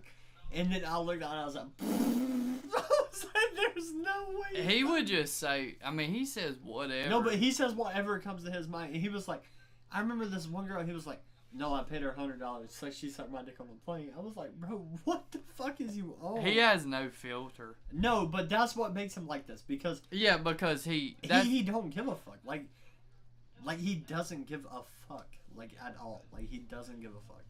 He just says whatever. But the beef with Chief Keef and all that shit between him, 6ix9ine and Chief Keef, he was beefing with a lot of Chicago drill rappers. I remember it is. So he was beefing with all the people from Glow Gang. So that's Chief Keef, Lil Reese, Tato, and it all stemmed from a domestic abuse and relationship issues with fellow rapper Cuban Doll, who was in a relationship at the time with Tato. You know what hold on, pause. I'm not trying to keep interrupting you. You know what I just realized? What? It's been so long since we did this pod.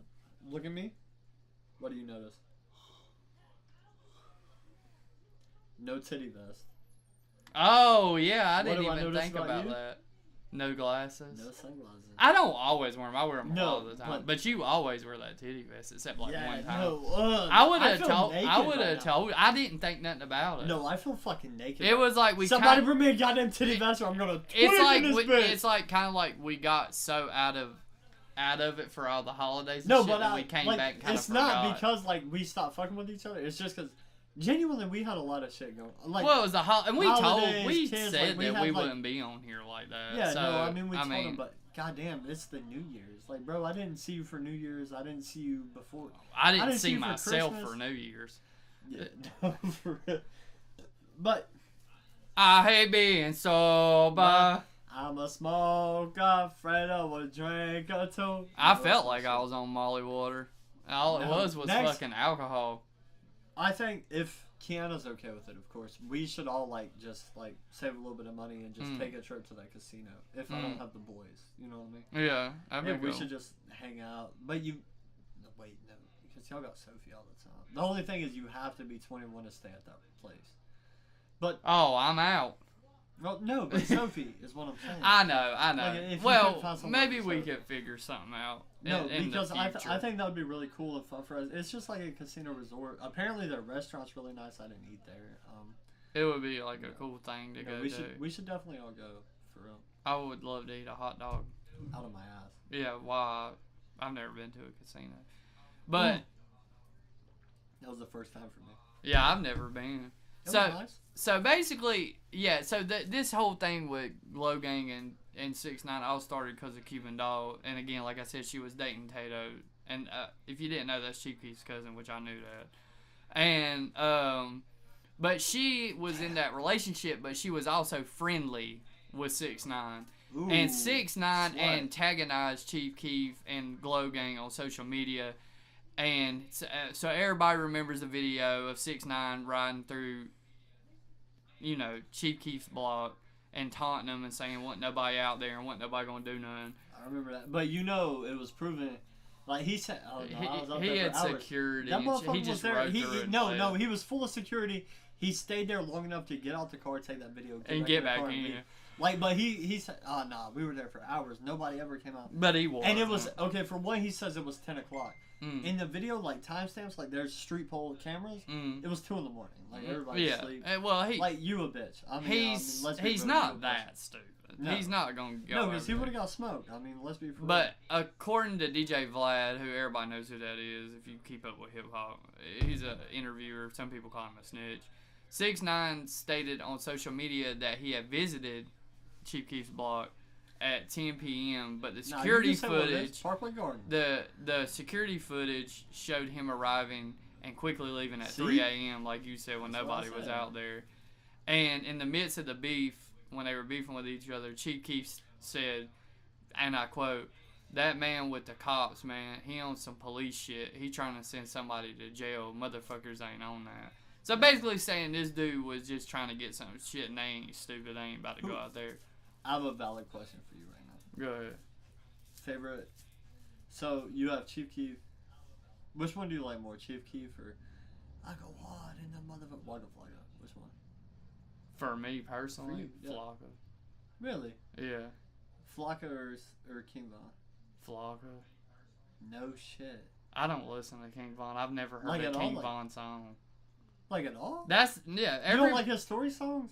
I've never listened to a song. That's the thing, because people I'm not judging you. No, because people think swear to God, because people think because I make music and shit that I listen to. No, because I understand why you say Flocka, because bro, I've never listened to an NBA YoungBoy song in my life.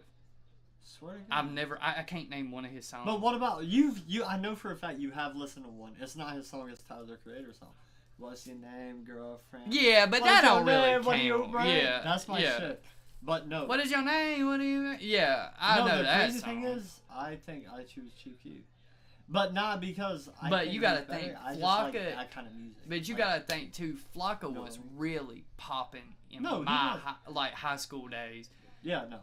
But that was throwback songs for us. Yeah. If it was popping for you in high school, that was throwback songs. That's just I remember, bruh, even though they didn't rap the same, before, for the Migos to run, fucking Travis Porter had to crawl. Oh, 100%. Travis Porter was popping hard. They never became what the Migos became, but Travis Porter, and then they would do all them mixtapes and Flocka would be I don't think you're crazy for that. I was just genuinely wondering, because I really thought you would have said Chief Keef. No, I enjoyed Flocka's music. Our generation music is a little different. Me, it's Chief Keef. I'm alright.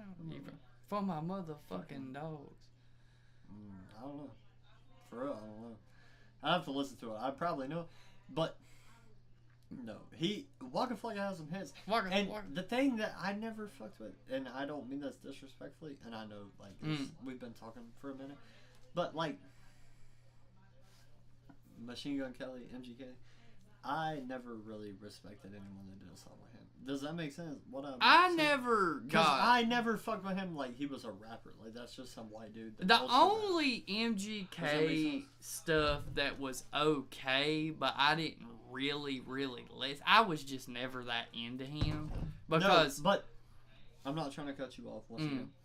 I think the only reason MGK wanted to rap is because he had a biracial daughter. I don't think. I mean, I don't know why he wanted to rap.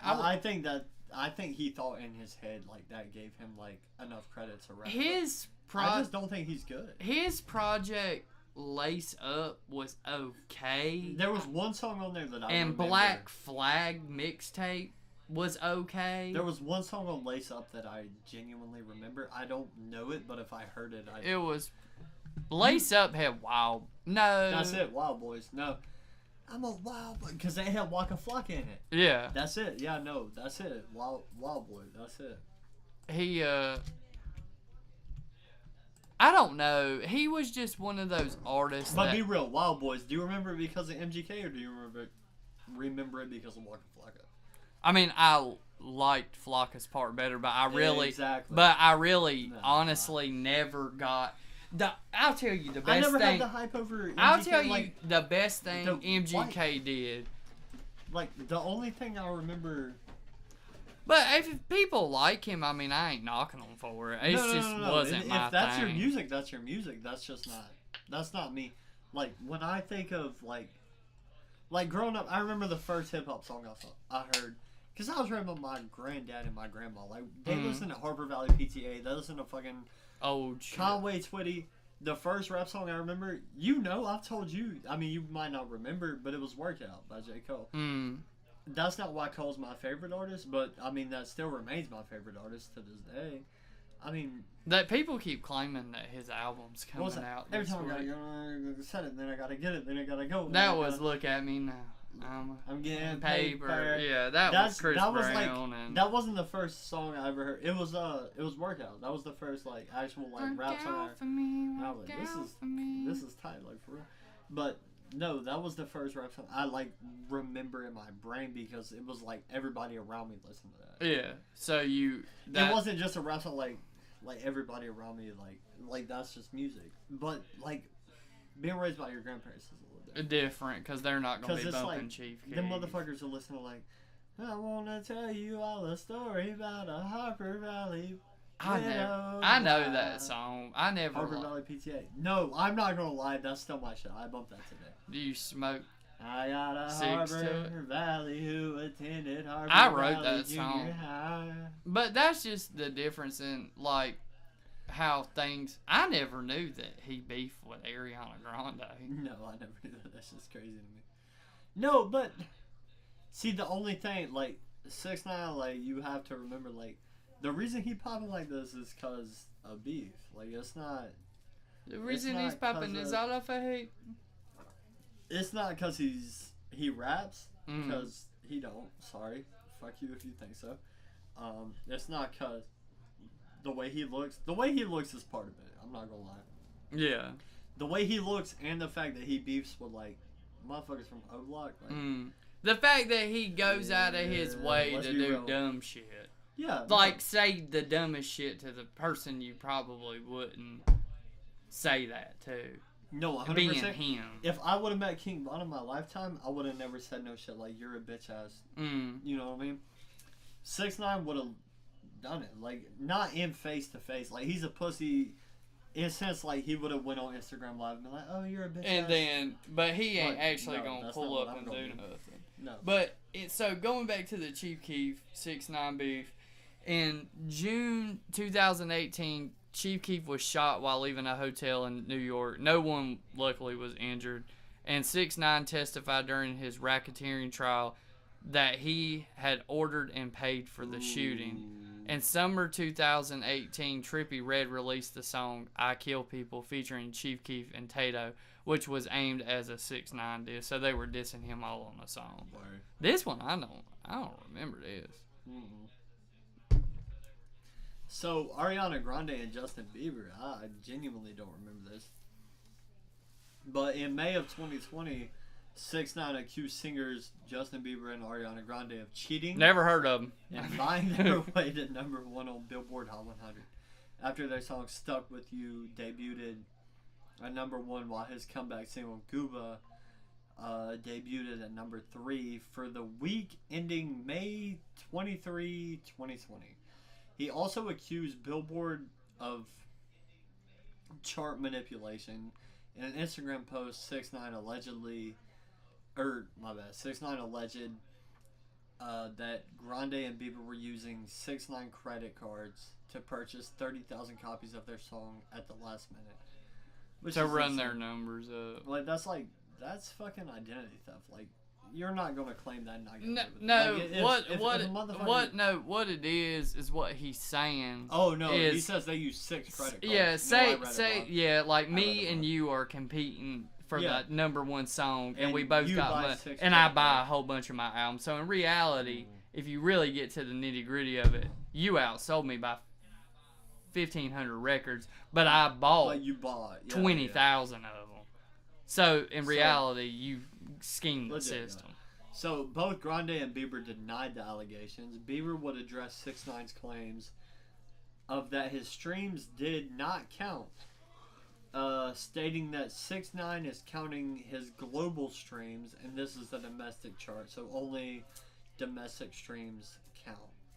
So Billboard also stated how they conducted that week's charts, and that the forecast ratings or rankings that 6ix9ine had prior to the reveal were false, stating that they do not distribute any of their rankings to labels, management, or artists. In a later interview with the New York Times, and good luck getting away with anything with the New York, asking him if he inflates his streams through bots or pre-roll ads or dirty marketing tactics. 6ix9ine stated, "I'll say the same thing." Or, my bad, I'm gonna read it. "I say the same thing. I said to Billboard, who doesn't? Every day, everybody influences their numbers. Everybody." You sound just like him. No, literally, do I not? He does talk like that. Everybody stays that. Like, let's be for real. So he's had so many beefs, but these are a couple little known beefs. They weren't as big. But so in 2018, 6ix9ine was involved in a feud with Casanova, who's a New York rapper, if y'all don't know who that is. And it led to a shooting incident with both of their entourages at the Barclays Center. But now their beef, it's been squashed. It was squashed the same year. But that was a dumbass thing to do that shit at the Barclays Center. So since his early prison release in April 2020, 6ix9ine has antagonized and been engaged in a number of feuds. So these are just a couple of them, and there's more, but we're just gonna go over the names. He's beef with Meek Mill. He's beef with 50 Cent, which is insane. He's beef with that annual AA guy. He's beef with YG. He's beef with Rich the Kid, Future, 5EO Foreign, that that girl he was with, I can't pronounce her name. Lil TJ. He's been in shit with Lil TJ, like you said. And then of course he was beefing with King Von and Lil Durk. And Lil Durk actually claimed that 6ix9ine's record label tried to pay him $3 million to continue their beef. And Lil TJ also said the same thing. So basically, they tried to pay them. It's paid promotion, basically. Yeah. Like, I'm going to pay you to pretend like we keep hating each other, because then more people will come watch my videos and my single and jack their dick to it. Yeah. But, and then I'm going to let you get into that. Though 6ix9ine has been in a lot of dumb shit, he has done a lot of good deeds for people. No, genuinely. That's what we were saying, like, while we were watching the music videos. At heart, Like, you know the say truth. what you want, but this little Mexican motherfucker, he was giving money back to his people. Yeah, and to be honest with you, at heart, 6ix9ine is honestly, I'm gonna say this: he's dumb and smart, but he's a genius at what he does. No, you're good. I liked it actually. He's a genius at what he does. No, for real. I mean, he plays the shit because dumbass people eat it up. But I don't even think that he likes his own music. Like, if you listen to his music at the end of the day, it's like... Like, wouldn't it be weird if you cut his song on and he was like... Sorry. If he was actually talking about something. Yeah. No. That's not what you expect from him, though. I'd be like, what the fuck? fuck? In March 2018, 6ix9ine visited the Dominican Republic to shoot a music video. While there, 6ix9ine handed out $100 bills to residents in the area, which we were just watching that video. In the midst of his feud with Chief Keef, finna go in blow New Jersey up. So on June 12, 2018, it says Hernandez, but 6ix9ine visited Chicago's South Side and gave food and cash handouts to local residents. On July 24, 2018, 6ix9ine announced that a percentage of proceeds from sales of his Nicki Minaj assisted hit single Fifi. Pussy got that, got that, got that. That song reminds me of myself. Would be donated to various youth programs in New York. Fuck New York. Portion of the proceeds from their 2020 single Trolls. He said that, not me. I don't remember Trolls. I don't. Was donated to the Bell Project to support people arrested during the George Floyd protest. Word. On October 22nd, 2018, Hernandez met and spent the day with Toddy, an 8-year-old Brooklyn girl terminally ill with brain cancer, whose wish was to meet him. 6ix9ine took her out on a shopping spree. That is a wild last wish to have. To me, 6ix9ine, like, no. But she was a little kid. What would, okay, for real, if you were a kid right now, like, I mean, keep your brain right now, but if you had to meet a celebrity, who would it be? When I was a kid? No, right now. Like, if you were a kid right now, but like... a kid nowadays? Dead motherfuckers don't count. Like, you can't meet Tupac. You can't meet Biggie. Like, who would you meet?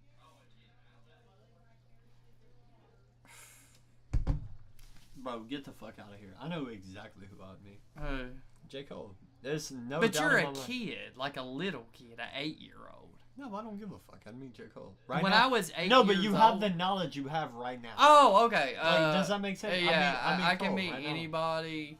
It would be stuck, because I fuck with Kendrick, but not as much as I fuck with Cole. What if you could go back in the dead? Who would you meet? I bet you'd meet Kurt Cobain. I feel like Kurt he would. Motherfucker. I feel like he wouldn't be that cool to hang out with. He'd probably just make you want to He'd probably just shoot up and just... Yeah, chill. I would say if we're going music, I'd go Cole. I'd go Cole. If we're but going, that's my boy right now and forever. Like, that's my shit. Like, that's just who I like. That's a hard question because there's so many of them, but a lot of them died before. Bro, it's not hard. I know for a fact. I know you're spinning between two people in your head right now. No, I'm thinking who would be the funnest to hang out with. Like, I love Nirvana. I thought Kurt Cobain was an interesting guy, but would I want to hang out with him? I mean, I'm talking about right now alive. I know the two people spinning through your head. Who? You want to know? Nobody's actually spinning through my head. Really? I thought it would be between Drake and Kendrick. Because you always told me that Drake was your favorite rapper, but he's not the best. You always told me you like Drake. You like Kendrick more than Cole and Drake, but you just like Drake. No, more.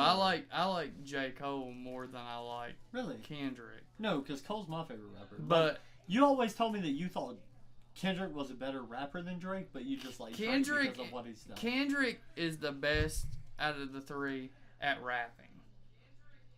Rapping. No, the best storyteller is J. Cole. J. Cole is my boy. My favorite of the three is Drake. Yeah. But no, and you've told me that because when you said Drake at first, I looked at you and you were like, I don't think he's the best rapper, and then I was like, he's probably the weakest rapper of all three of them. Mm-hmm. But I love Drake's emotion wise. It'd be Drake.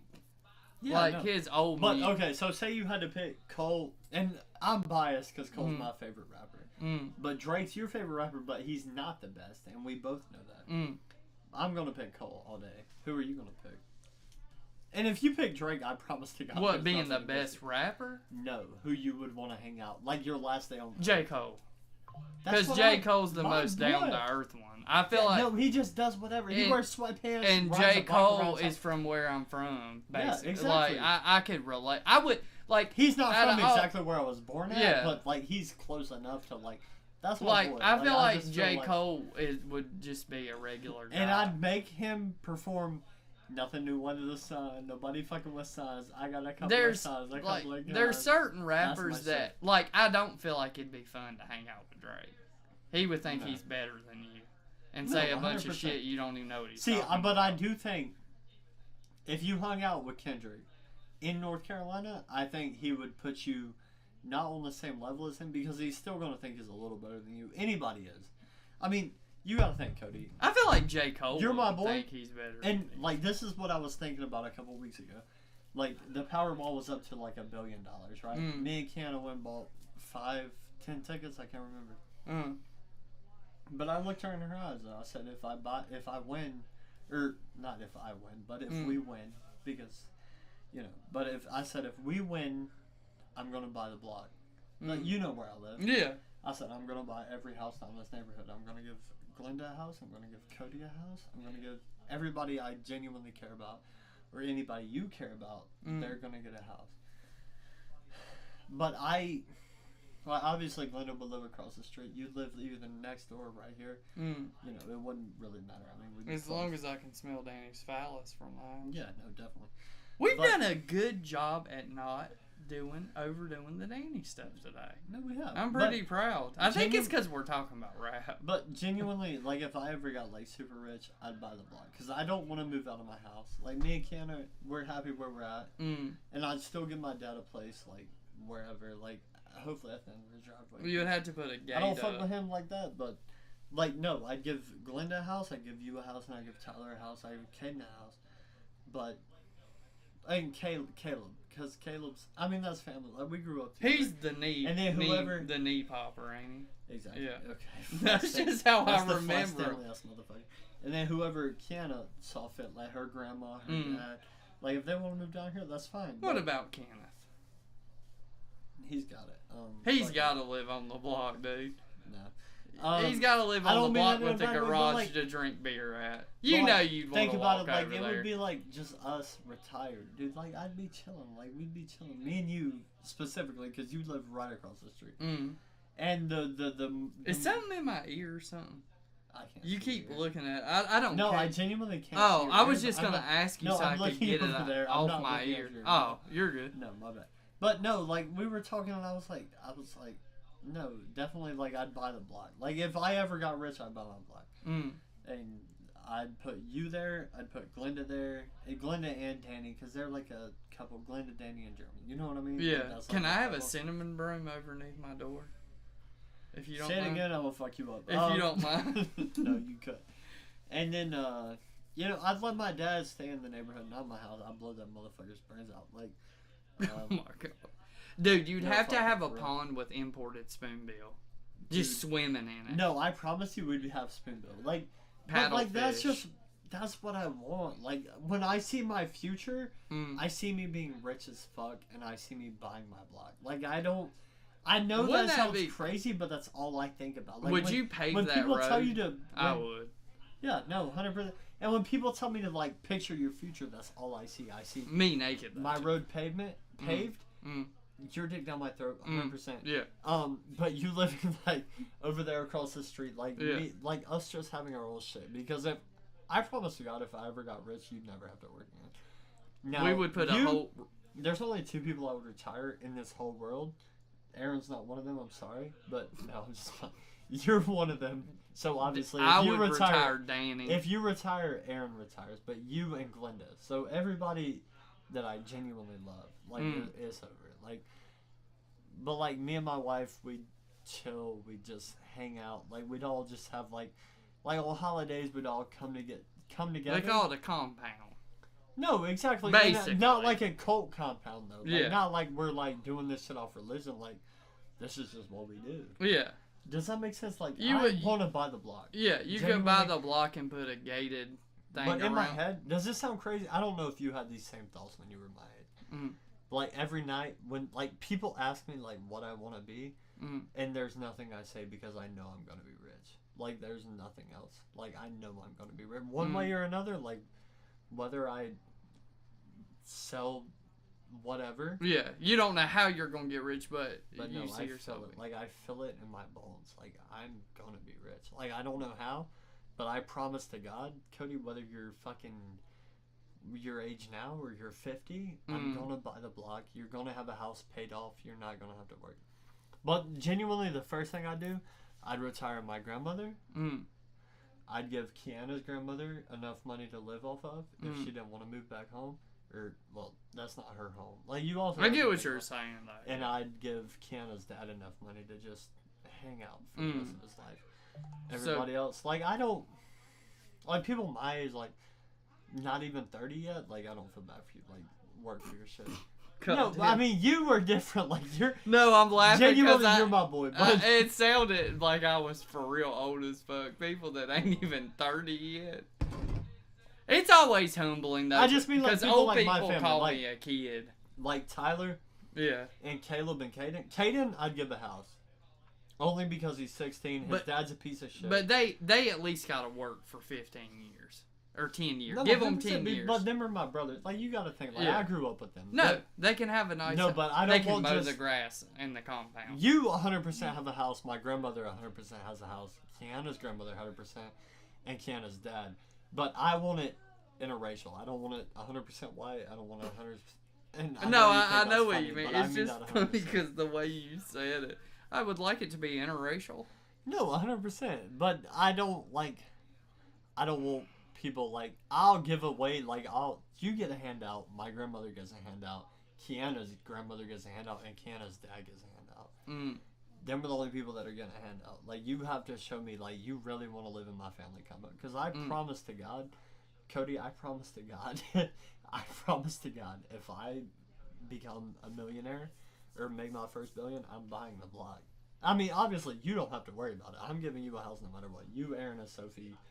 I mean, honest to God, the only people in my life right now that I would give a house to, like, say you and Aaron became homeless. Y'all could stay with me as long as y'all needed. My grandmother could stay with me as long as she needed. But I can't think of many more people that could stay with me as long as they needed. Does that make sense? Yeah. What I'm saying to you? Yeah. No, but you're my boy. I mean, we do Gay stuff together. Gay stuff, and I'd never work again. I only have one request that would also just really make the dream come true. Can we just rip water pumps out of our own vehicles and work on them, and then we don't have to That's the work, dream. and then just bang on them all night long like we did that one day. That's the dream, is working on water pumps all night. Water pumps, mocha goddesses, and gated communities. No, seriously, that's my dream. If you in wonder life why is I'm to scratching buy the my whole eye block. weird, I because gotta I pee. don't want to get glue in my eyes. Keep talking to them fuckers. I gotta pee. That is just if y'all. That's the dream. I know it sounds stupid, but like, that's really my dream, is buying the block and putting you and Glenn in a house, and Kiana's grandmother and dad, because those are good people. It's first we got to get signed to Snook Studios in case you don't hit the lottery. Definitely. That's our first step. But no, I was gonna say, if y'all don't know, my water pump went out in my truck one time, and me and Steven started. It's when we started talking about doing the podcast again, because if you didn't know, like, we did this podcast before, but it was under a different name and all this stuff, and then but what brought it back was my water pump got fucked up, and I went to Steven's, and it was in the summertime, so it was hot outside. Well, we started messing with it, and it started to become a little, not challenging, but shit started going south, you know, Murphy's Law, everything that can go wrong will. So we're out there messing with it, and it's like we're trying to fix it because we both had to work the next day, but we ended up calling out because we start banging on it, and Steven's banging on it, and it's like 2:30 in the morning, and he's just slugging Babe Ruth and this shit to try to fix it to get this thing in. Then something broke off, and then anyway, in the long run, it all worked out. But we literally stayed up all night. None of us went to work. We fell asleep watching what's that show he likes? South Park, and it's just a funny story. Because it was hot as 7 hells outside, and here me and Steven are outside at like 2:30 in the morning, and he's banging on this water pump, and he said my neighbors are probably going to think we're meth heads. That shit was fun. You know, even though that situation sucked, it was actually worth it just for the story. The water pump story. No. Serious though, Cody, if you got rich, because I didn't name mine, it would be you. Glenda, Jalon, my bad. Josiah, and Tyler. Like that would be my top 5. Like anybody else other than that, like I want you to stay there, but like you know what I mean? You want them to stay, but you don't want them to. You want people. I don't want them to be like I don't fuck with, and I don't mean this in no way, especially towards you, but. Like, I don't fuck with people being too close to me. Like, when I'm at my house, I just want to be at my house. I want to relax with my wife. I want to do mine and her thing. Yeah. No, I get that. Yeah, no, that's all I mean by that. I remember when I was a kid, when I was a really little kid, I wanted to be a fucking Major League Baseball player, but that didn't work out. And then... No, but I mean, when you're a kid, that's a dream, honestly, dude. When I was younger, as funny as this is going to sound... my dream was to make it in music enough to help, and just have your friends on a tour bus going across. Yeah, no. And, I mean, that's a valid dream because not everybody makes it big, but some people make it big enough to where they don't have to work. Like, they can just sing, they can just perform. Sing, but who's to say? I mean, it's not over for me. I know I haven't dropped nothing in a hot minute. It's not necessarily over. I'm not that damn old yet. I mean, don't forget, Drake's like 40 years old. Let's not forget, Quavo's older than I am. But it's just... Yeah, no, and I wanted something like that, too, like to have... a place where everybody... I genuinely want to buy a compound. My neighborhood... You've been to my house. There's, what, 7, 8 I can't remember how many houses there are. But it's about 8 houses on the neighborhood. So, I'm sorry. I don't mean to offend you. My grandmother would get the first house. You would get the second. Because, I mean, you're my boy. You've been here since... Yeah, but that's your grandma. Yeah, that doesn't offend me. No, I didn't think it would. But you're my boy since before anything. I mean, since before I even had kids. Like, you were my boy. Obviously, me and my wife, we're going to stay in the same house. At one time, remember, we would tell people you were my grandson. Exactly. Yeah, I do remember that. I do remember that. But, like, so we go, my grandmother, obviously, okay, so me and my wife get the house we're in, right? There's probably 8 houses on the block. So it would be me and my wife, Kiana, now. Don't that shit make your dick hard? Hearing a woman makes my dick Hearing a woman with my last name, shit makes my penis erect. I literally went from my size, Jim B, and then heard that straight Danny. Oh shit, that's not hardcore. I went from... But then it goes my grandmother, you, Caden, Tyler, and whoever, his bitch at the time. But you gotta think, like, Glenda and Danny... Glenda and Danny. Well, he's all of our Dannies. Yeah, no, that dick is big. Glenda and Danny live together, so like I count that as one. Tyler or Caden counts as 2. Like he's 16, but like he has like. So I count him as another. Tyler, and I feel bad for counting Caleb out, but he's the middle child. So like I never understood. Like it's obviously Glenda, you. Because I don't give a fuck. Like, you come before family only because you're like family. Like, no, I like my family never really. Like when I was having a kid, they never checked on me. Yeah. But you were always there every day, even if it was just for work or what. Like if you didn't think it was significant, it was to me. The only thing that's weird about me that people, I think it takes them a while to get used to, that people I think don't understand. I think you understand it though. Is I'm like the type of motherfucker that like some days I vanish for just a little bit. But I'm the type of person that might not. If you send me a TikTok, I might not respond right back to it for a few. But if you call me and say, dude, I'm gonna shut the fucking room, I'm gonna pick up the fucking phone. No, but like when we were working at Hammer before any of this shit, like COVID, TikTok, like if I would have called you and said like, yo, I'm fucking like tweaking, like I'm tweaking, like you would have answered and you would have been like, oh shit, what's up? Yeah. Like, or FaceTime, whatever. But no, I don't know. No, but if I ever had to buy the block, this is my order. It would be me and my wife, of course, in the house we live. And we live at the end on the left. Across the street would be Glenda and Danny and Jeremy. Then would be JJ. You, Aaron, and Sove, obviously. And then Tyler and Rachel and their dog, Max. And then after that, I never really thought it through. Like Jeremy would love that shit, because I've heard... I might give Jeremy his own house. I know he can't cook for himself. No oven. He can microwave. No, but he can pick a different house to go to every night. And eat and hang like out he could go them. to your house, my house. Well, Jeremy would love that, because... No, dude, my dream is to get rich. Like I heard Jeremy's and been I know real this sounds bored stupid, out but there like, now, because there ain't nobody out there. But like since I was a kid, like I felt it like.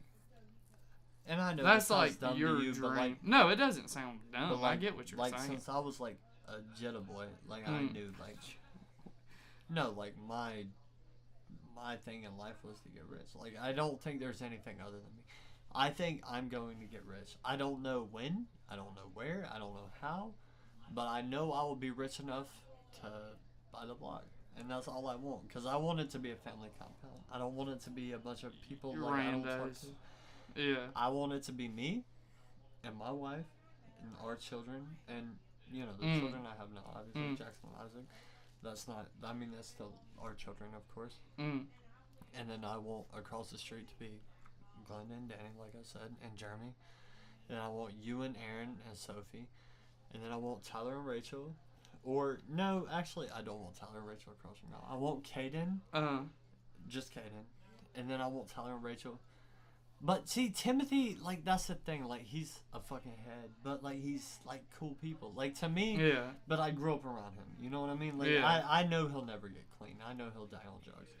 And I don't mean that. I don't mean that in a bad way. I don't think he'll OD. I just think like he's been on drugs so long, like he's not gonna stop. He's not gonna get clean. But Timothy's like that's my people. Like I don't want him around all the time. But like I don't want him away either. Cause Glenda really like that's Glenda's baby. I mean other than me like that's Glenda's baby. I've only met him I think once. No, but he's not bad people. Like he's not like he just not like has a racist piece of he shit. Just has his demons that everybody has. Exactly. Like you like get out smoking right now with nothing. Yeah. I know it's not the same, and I've always said that, but it is. In a way, it is the same. Yeah. Well, that's the thing about humans is we all have vices. Yeah. Exactly. It's honestly a good thing to count yourself lucky that. Your vices, not talking about you personally, but some people's vices are cigarettes. Some people's vices are beer. Weed. Some people's some vices are beer. Liquor, some people's vices are sex. Meth, some people's vices are exactly. infidelity. Some people's vices are gambling. Some people's vices One thing I'm most happy about, like I'm 23 years old. I was born in 2002. I'll be 24 soon, which I feel like I'm getting old, and I don't mean to make you feel old when I say that, but I do feel like I'm man, I be feeling old as fuck anyway. No, but like me and my wife, like we just, I feel like we get it in. Like, no, I've never done blow. I promise. No, I told you if you see me scratching my nose weird, it's because that glue was all over my. No, my nose was itching. I wasn't saying that. No, but like me and my wife, I've never done blow. Like, she was in college. I don't, you know. Dude, almost everybody I know tried blow except for me 100%. And like you. And you want to know the honest truth? Like everybody else. You want to know the honest truth? The only other drug, which all I've ever done, I promise to God. No, I believe if it's not prescription, the only other drug I've ever not done that I would do is shrooms. We talked about that. And before. yeah, like no, I've took a hydro, but I was also burnt. Like, you remember when I was burning? Yeah, you you were. mean, let's be real. Like, that was well, pain also, meds. too, you weren't snorting pain meds. No. You took pain meds the because only your other drug fucking I would arm do was in my burned. life is That's shrooms. not the same No, thing. but I do shrooms right now, like, sitting here with you. Like, but, no, like, my wife, I mean, she was at college. I mean, she had her time, which is cool. But at the end of the day, I mean, I would love to say that I would try, like, but I wouldn't. Because I know myself too well. Like, I tweak You off probably like it too much. It's not that, well, I know I would like it, but, like, I get paranoid off of smoking weed. And weed is, like, the most calming drug there is. Sometimes. I've smoked before and been, not paranoid, like fucking looking at the blinds and scratching, but... Bro, I like tweak, but... I've been like, did you hear that car door shut? I would, the only other drug, like, I would try right now in my adult life is shrooms. And I told Kiana that, and she was like, yeah, I'd do them with you. Like, we could just do whatever. I think me, you, Aaron, and Kiana, like, we should find a babysitter for the kids, or Sophie, or just, like, wait till weekend, not with the kids, and then we could just, like, go eat a couple shrooms, like, with peanut butter or whatever, and just hang out. And just, I mean, I don't... Like, that's what I would like. I know, like, you're not, like, a big drug person, because you're like me, like... But that's not really a drug to me. Drugs to me are natural. like... drugs to you is like cocaine, acid. Yeah. Or not even acid. I like wouldn't cocaine, try acid. meth, like fucking shit that doesn't perform naturally. Like, you know what I mean? if it's like something... No, but I would do shrimp. The only drug I would do right now, anytime, I'm not just saying right now, but anytime is shrimp. Because I don't feel like that's a natural drug. Like, you know, me and my wife could take that. We could have, like, fun. But if she didn't know how to, like if I was, like, having a panic attack and, like, you were there, like, that's the only thing. Like, because I know me and you are wired. I know you don't think this, but me and you are wired pretty similar. Like, me and you were wired like that. No, I know that. And that's why I was like, if I ever took shrooms, I mean, I don't think it would freak me out like that, though. Like, it's not, well, I'm not sitting here saying, like, I'm a connoisseur. Like, I've done them one time in my life. But... What did it do to you? Did it give you tunnel vision, or did it, like, make you... It doesn't make you see shit, but it, like I seen, like, traces a little bit of stuff, and, like, it made stuff... And, like, the first time I ever Do you think it's a bad idea to go camping and take shrooms? Because I know some people say, like, you shouldn't do shrooms if you're, like, in the woods. You shouldn't do shrooms if you're blah, blah, I think maybe your second or third time. First time you do them, you should just be, like, over here or at your house. Genuinely, I think me, you... But it depends on how much you do. I think me and you, Kiana, and Aaron should just take shrooms. And I know this probably isn't something we should talk about on the pod, but I believe, like, we should all take shrooms and just, like, hang out, like, watch a game maybe. I know, like, obviously I'm not going to remember the game. I'm going to be fucked up, but... Like, me and my wife... you didn't remember that last game, and you was just drinking fucking beer. But me and my wife are going to be having a good time. Like, we're all just going to be having a good time. And I think that's what we should do. Because I don't want anything where I'm going to forget reality. Yeah. And you don't want to be that damn Shrooms is, like, a little, like, you're out of reality, but you're not, like... It's not like you just dropped a top out. Yeah. You don't want to be... You don't want to be... I don't want to see, like, a purple dragon garden. You want to be in the clouds, but you don't want to be in space. Exactly. You want to be up there, but you don't want to be... No, where, shrooms, like, weed is like the only other drug I would ever try we're like, in my life. In what I call, like, the common man, like, people that don't fucking do all the crazy shit. Don't know Weed's like a roller coaster. Then shrooms, I would say, is the clouds, and then... Yeah. You want to know a secret, though? What? If I wasn't... Like, if I was a drug addict, right? Okay. Like, no, because, you know, like, when I got burnt, like, I was coming over here and doing podcasts. Like, I was young, though. Yeah. I was, like, 18, 19. But, we did a podcast, and I remember I was all burnt up. Like, I was burnt up to my elbows, like, both my arms. Like, on this arm, I was burnt up to, like, here, because I still have the scars. Yeah, because I thought you were going to have to get... Because you thought skin grafts. Yeah. And I about did, but... No, the only... I know this sounds... Like, I'm not a junkie, I promise to God. Like, I've never done drugs. Morphine? Dude, if they ever gave me that shit, like if they ever prescribed that shit, like you need to take that shit from me. Like you enjoyed it? No, 100%. And I've never like looked at myself as a drug addict. Like I've never been like I don't. Like, cause I've always looked at them motherfuckers like my uncle. I was like, why do you enjoy this? They gave me morphine. I was like, I spun one time. I hit the pillow and I was like, oh my god, thank you so much. Like, but now like sober, like, no, I don't think I would do it again. Like it's fun. Like it feels good, but like it's a pain reliever because I know for a fact like. I'm a mechanic. Eventually, I'm bound to get hurt. Eventually, down the future. And when you're in Steve mode. If I was doing morphine right now, like if I was just doing whatever drugs, it wouldn't affect me the same way. That's why I fuck with not doing drugs. Like I just never fucked with the whole experience. You know what I mean? Like I either smoked weed. That's all I swear to God, and I know you probably don't. You believe me because, I mean, you're my boy. You know how I get. But, no, the only thing I ever did was smoke weed. I've never done coke. I've never done pills. I've never done nothing. Well, to me, other than what was prescribed to me. I did take a 5 milligram. It was like a 5 or a 15 milligram hydrocodone one time. Yeah, I thought you were ready to say but I was burned. Like, you see me. Yeah. Like, I look fucked up. That's what I mean.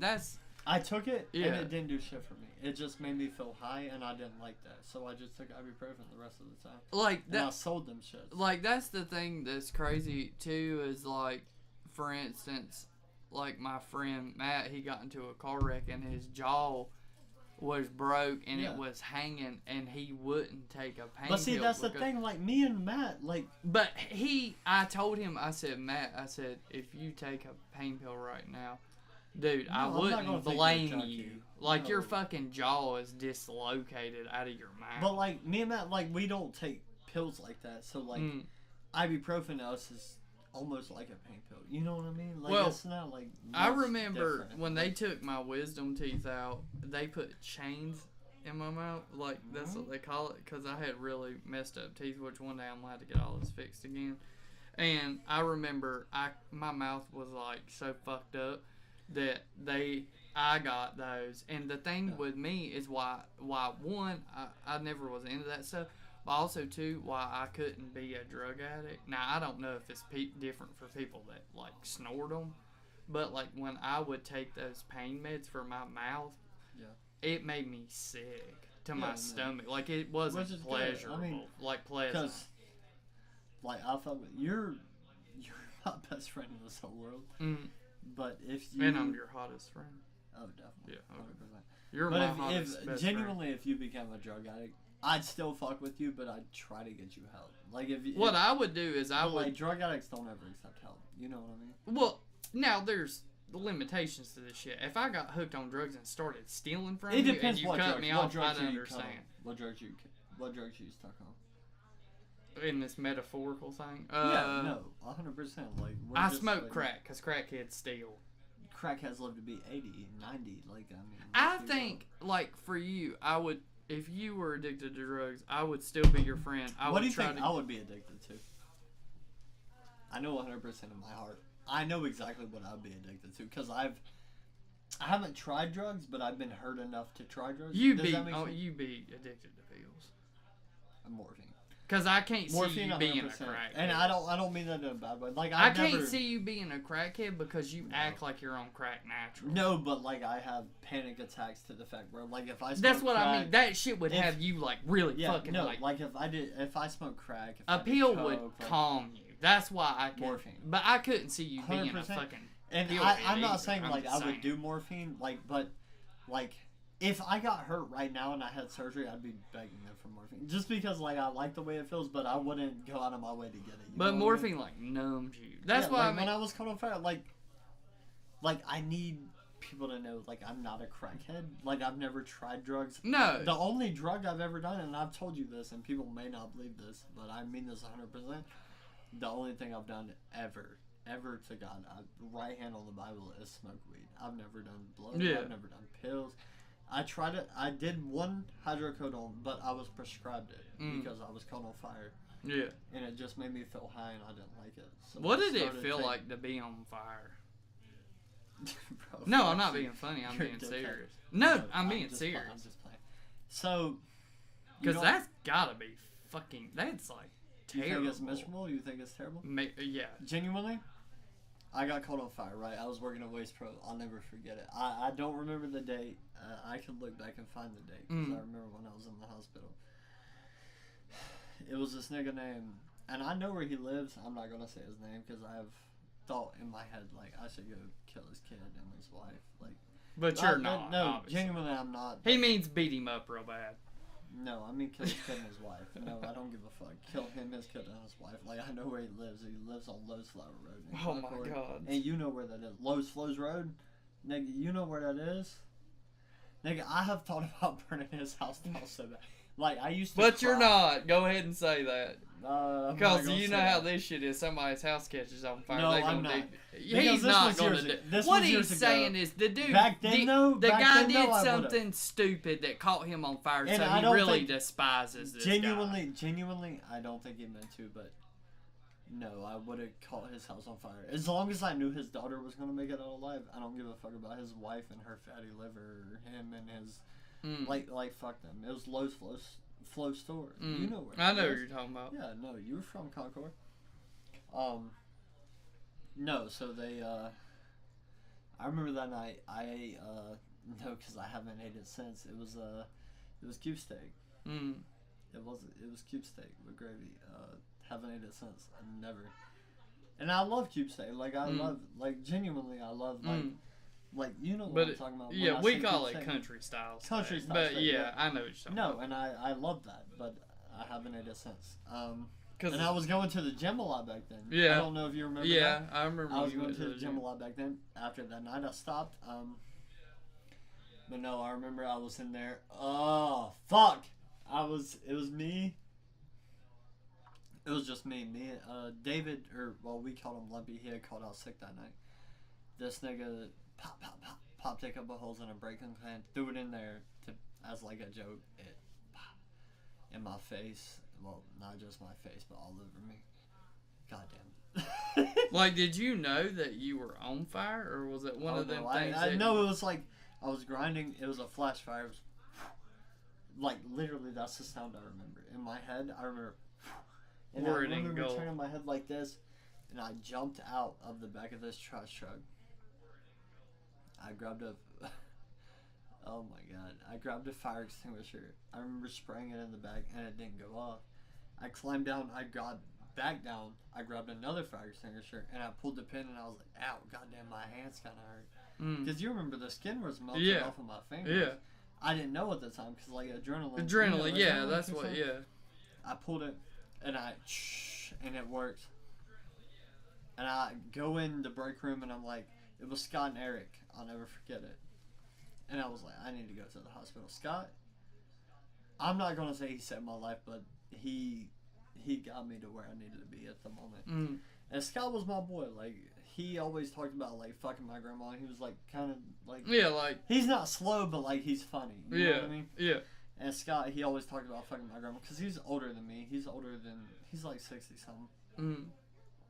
Well, that's my boy. And I remember riding to the hospital, and I was like this in the car. And I was like, Scott, bro, you gotta hurry the fuck up. Like, I was like, my hands are hurting. And we get to the hospital, we go in, and I remember, I'll never forget, it was a cornball knife in my pocket my dad bought me. They asked me for my knife, and I was like, you're gonna have to reach in my pockets. Like, I couldn't use my hands, literally. I had blisters like this big. Like, on top of my hands. Yeah. It was a cornball knife my dad had bought me for, I can't remember if it was Father's Day or Christmas, but I mean, there was nothing I could do. Like, I couldn't get it out of my pocket. They took it, blah, blah, blah. I was like, word. I remember they get me up to the room. Like, it's like an hour. They put bandages on my arms because, like, skin is melted off on my arm like this much. I'll never forget this. Did you pass out? No, never. I think I'd have fucking passed out. And Scott, he always called me. See, the thing about Scott, it was this old ass black dude. He always called me baby boy. And no, I fuck with Scott still to this day. Yeah. Like, if I seen Scott on the street, like, that's my boy. he always called me baby boy. I don't know if it's because I was young. Like, I was probably the youngest person that worked there. Like, genuinely. And he talked about fucking my grandma. But, I mean, I also, like I said, I was the youngest person that worked there. I never found it as disrespect. Like, I never. Can you imagine how bad that dude that did that to you got cussed out immediately? No, I know exactly what happened to him, and that shit pisses me off. Anyway. So we're going through, like, and so we go to the hospital. Full clothes. I'm like, hey, I got a knife in my pocket. And he's like, take it out. I'm like, bro, I can't. Like, my hands are, like, stuck like this. Yeah. God damn, why do you have me telling this? I don't know, because all jokes aside, it's like an actual, it's not a good story, but it's like, most people don't know what it's like to feel something like that. Which I wouldn't want nobody to feel that, but. Me and Scott, I'm like, Scott, bro, I need a ride. And he has this old ass Silverado. I'll never forget it because he used to stop in the shop and get 15W40, which like helps slow the leak down. Yeah. And I'm like, Scott, bro, I hurt. And I'm like yelling at him, and then I look at him and I'm like, bro, I'm not trying to yell at you. Like, I promise to God. Like, well, I'm sure he understood. I'm like, I'm just in pain. Like, I hurt like bad. Like, I'm not trying to be like this. We get to the hospital. I remember I go to check in. Scott's right next to me the whole time. Scott. It's this black dude. It's this bald black dude. Like, he owns a lawn care business. And I look at this motherfucker and I'm like, dude, I have a knife in my pocket. I genuinely can't grab it. Like, my fingers are stuck like this. Like, there's blisters like this big on my fingers. We go. Scott's still next to me, like, whole time. Like, he's next to me. And I'm like, they put paper towels on me. Soak it with water. Ends up sticking to me, but they don't know.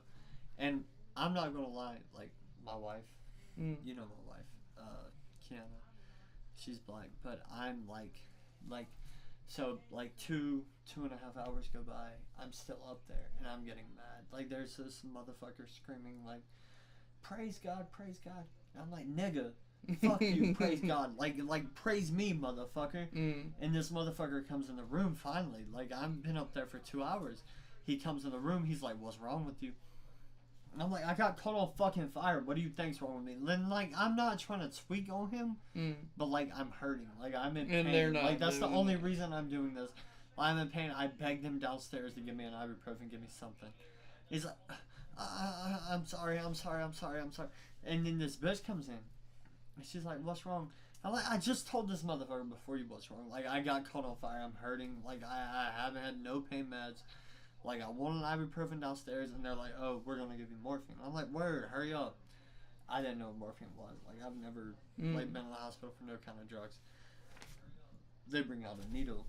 You know me, I'm scared of needles. Like, I don't, like, genuinely, I don't fuck with drugs. I don't fuck with needles. I don't fuck with nothing. Stick me. Like, I'm like, okay, well, you better hurry. They stick me with this shit, and I'm like, I remember I spun one time quick, and I hit the bed. Gone. And no, but that's the first time I've ever had morphine. Yeah. Like, genuinely, I don't do drugs. Like, I know you believe me, but like, people listening probably don't believe me. And I'm like, word. And then I'm like, no. And then I start apologizing. I'm like, I'm sorry. I was just in pain. Like, I don't mean to be this way. Like, I'm just hurting. Like, this shit hurts. And she comes back to give me the rust tetanus. Yeah. Tetanus shot to keep me from getting an infection. She comes in, and there was a kid across the hall from me. I'll never forget this. She came in to give me a tetanus shot. I'm scared of needles. Like, dude, that's like my biggest fear is needles. Like, I don't like shots. I don't like nothing like that. She's like, well, I got a tetanus shot, and I'm like, I was like, what if there's air in the needle? And she like fucking hits it, and she's like, where'd you even learn that? I was like, Spider-Man, bitch. They didn't want to, like, he didn't want to die type shit. Learning from the Spideyverse. And she was like, oh, the kid next door has Spider-Man pajamas. Do you want them? And I was like, shit, I might need them after this. And I was like, all right, you're good. Just do your shit. And like after that, like I was chill. She didn't, honest to God, like the nurse didn't want to let me leave. Like I wasn't, because I won't put on shoes like. But you have to think, your hands are burnt to a crisp. Like, you have blisters like this on the side of your pinky finger. You're not able to tie your boots. Like, it's me and my dad in this bitch. They like, wouldn't do it for you? Mm-mm. Like, I mean, understandable. I had grippy socks, but it was just me and my dad in this motherfucker. Like, I have nothing to do. Like, I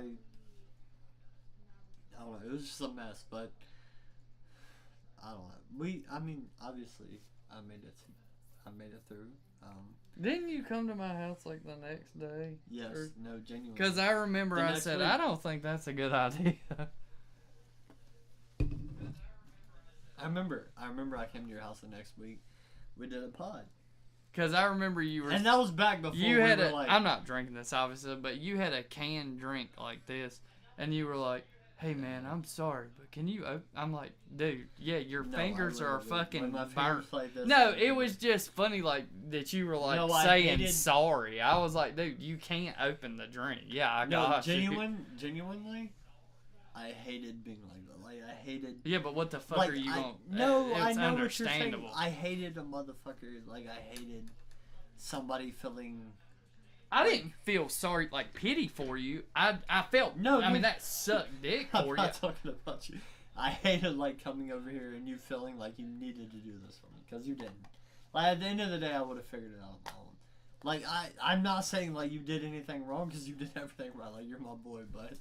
Like, I just never wanted... Like, well, I would hope if my fucking skin was burning, I couldn't use my fucking hands, that you'd open a fucking sun drop for me. I would do it, but, like, I just hated, like, feeling so useless. Not useless. Useless might not be the word, but that's the word I'm going If your hands were perfectly fine and you were just, like, unless, like, you genuinely couldn't open something, you were like, dude, this pickle can's tight as fuck. See if you can get it. And that's... one thing, and then that's one thing to be burned up. But if you were just sitting here, and I would still do it, but I'd be like, what the fuck? You know, you're the only motherfucker I came to see when I was burned up. Like, I didn't care about because I told you, I remember I was like, it's not that I did want to hang out, but I was like, Steven, like, dude, you just were like on fire. Like, you don't have to come over here. Like, it's not a big deal. Like, no, and I knew, but it's like, at the end of the day, it's like, we hang out. Like, we spend... So, my thing in my head right now, I'm married. Like, me and Kiana, we're fucking soul tied. Like, I come in her when she's on her period. Like, soul tied. What? You're what? I come in her when she's that. on her period. You said what? We're soul tied. Soul tied. I thought you said soul tight. I was like, what the fuck does that mean? The thing is, like, once a week, Thursdays. I mean, it is what it is. I mean, this is not our day, like, in a gay way, but, like, this is our day. Like, this is just what we do. I mean, but Kiana knows that. She's like, every week, she's like, are you going to do the pod? But during Christmas, I'm not going to lie. Like, I wanted to do the pod, but, like, I had the boys for 2 weeks. I meant to tell you, too. Dude, next time you come over here, no matter what time it is, knock on the fucking door. I didn't know you were here that day, or I would have came out. I didn't know. I literally didn't even know you were here because I woke up after that, and I seen your text and stuff, and I looked at my cameras, and I said, why didn't this motherfucker knock on the door? But, like, when me and Kiana, like, obviously, me and Kiana are married, but, like, I don't know. I just feel like I don't want to wake you up out of your sleep and, like, do whatever. Like, it was 12 o'clock. I should have been awake anyways. That day I came over at lunchtime? Yeah, I should have been awake anyways. But, like, I don't know. But, I mean, you know what I mean. Yeah. No. But you wouldn't have bothered me. I would have just got up and been like, said something funny. I literally just... You sucked Danny's dick. No. That would have actually been pretty cool to wake up from a nap and just have a handsome young man standing there asking me if I'd suck Danny's cock. No. Was that your neck that cracked? You heard it? Yeah. Dude, I'm not gonna lie. Ask Kiana. My back? No, ask Kiana about my back popping in the kitchen when I was like this. Kiana! Anna! Listen to this. You gotta roll on that thing right there. Anna. Have you ever rolled on one of those? gotta pee first. Have you ever rolled on You one? remember when my back popped this morning? And I was like this, but I was like pushing up at the same time? What you gotta do? That shit was like... Gotta get you a foam roller. Roll on that. Roll on it. I need one of them. If you rolled on it, it would well, I don't know if it cracked bad now, because you already cracked your back today, but you get you a foam roller and start rolling. This motherfucker he calls them tweeds. Raspberry peach original half and half.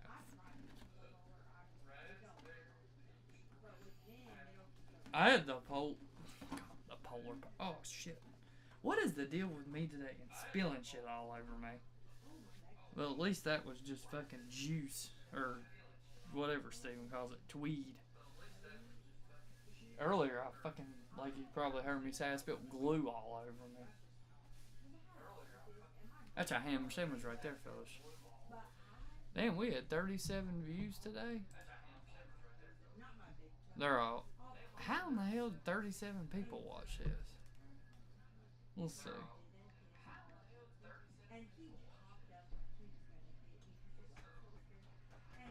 Let's see. It says we had 37. Oh, Therese, you're probably not watching anymore, but what's up, bro? Sorry, I didn't even see you was in here. Because we always normally use Steven's phone for the live. I can't see the live chats in there. My bad. But what's up, Maybelline?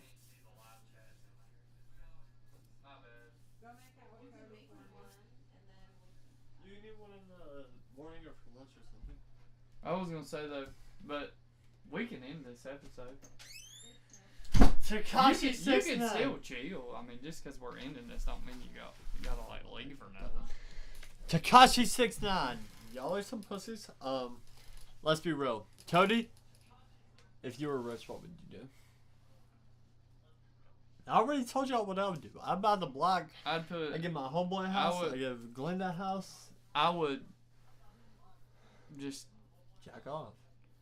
He just jack off. I think I could pay people. But you know where I live, right? Yeah. If you were to get rich, like say you were living in the house across the street, what would you do? Do you really want to know some of the stuff I'd do if I was rich? I honestly, honest to God, like you're my homeboy, and I know you take care of me. Yeah, but I would. At the end of the day, no, I know. I would do. But the only thing I would want you to do is pay off my house. I know you do. This is exactly what I would do if I was infinitely rich. I would do like you're talking about. I would have like a family compound. Yeah, but mine would be in like either Concord or Mount Pleasant, or not Mount Pleasant, Concord or Kannapolis. Yeah. I'm dead ass serious when I say this. I would buy the rights to Dale Earnhart's shit, and I would change the Intimidators back to the Intimidators. No, I would. Let's see. You jerk me off with your mouth. I know that. I can do that right now. I don't gotta be rich. I'm waiting. I would pay Jim Beatty to drop his draws and see if that thing's really. No, because I really want to know that dick. Okay. Let me see that dick, Jim Beatty. Like, Jim Beatty, if you're watching, show us that dick. Email us at clockedoutconversations. I don't even know what Jim Beatty's up to. Bro, I haven't heard from that motherfucker in so long. He actually messaged me. 38 views isn't bad. Yeah, I didn't even realize. My boy Therese was in there talking to us about music, and I said on here. No, I never seen. I'll have to message him and say sorry, I didn't see your comment. Motherfuckers, but I would have responded. We don't see comments on here.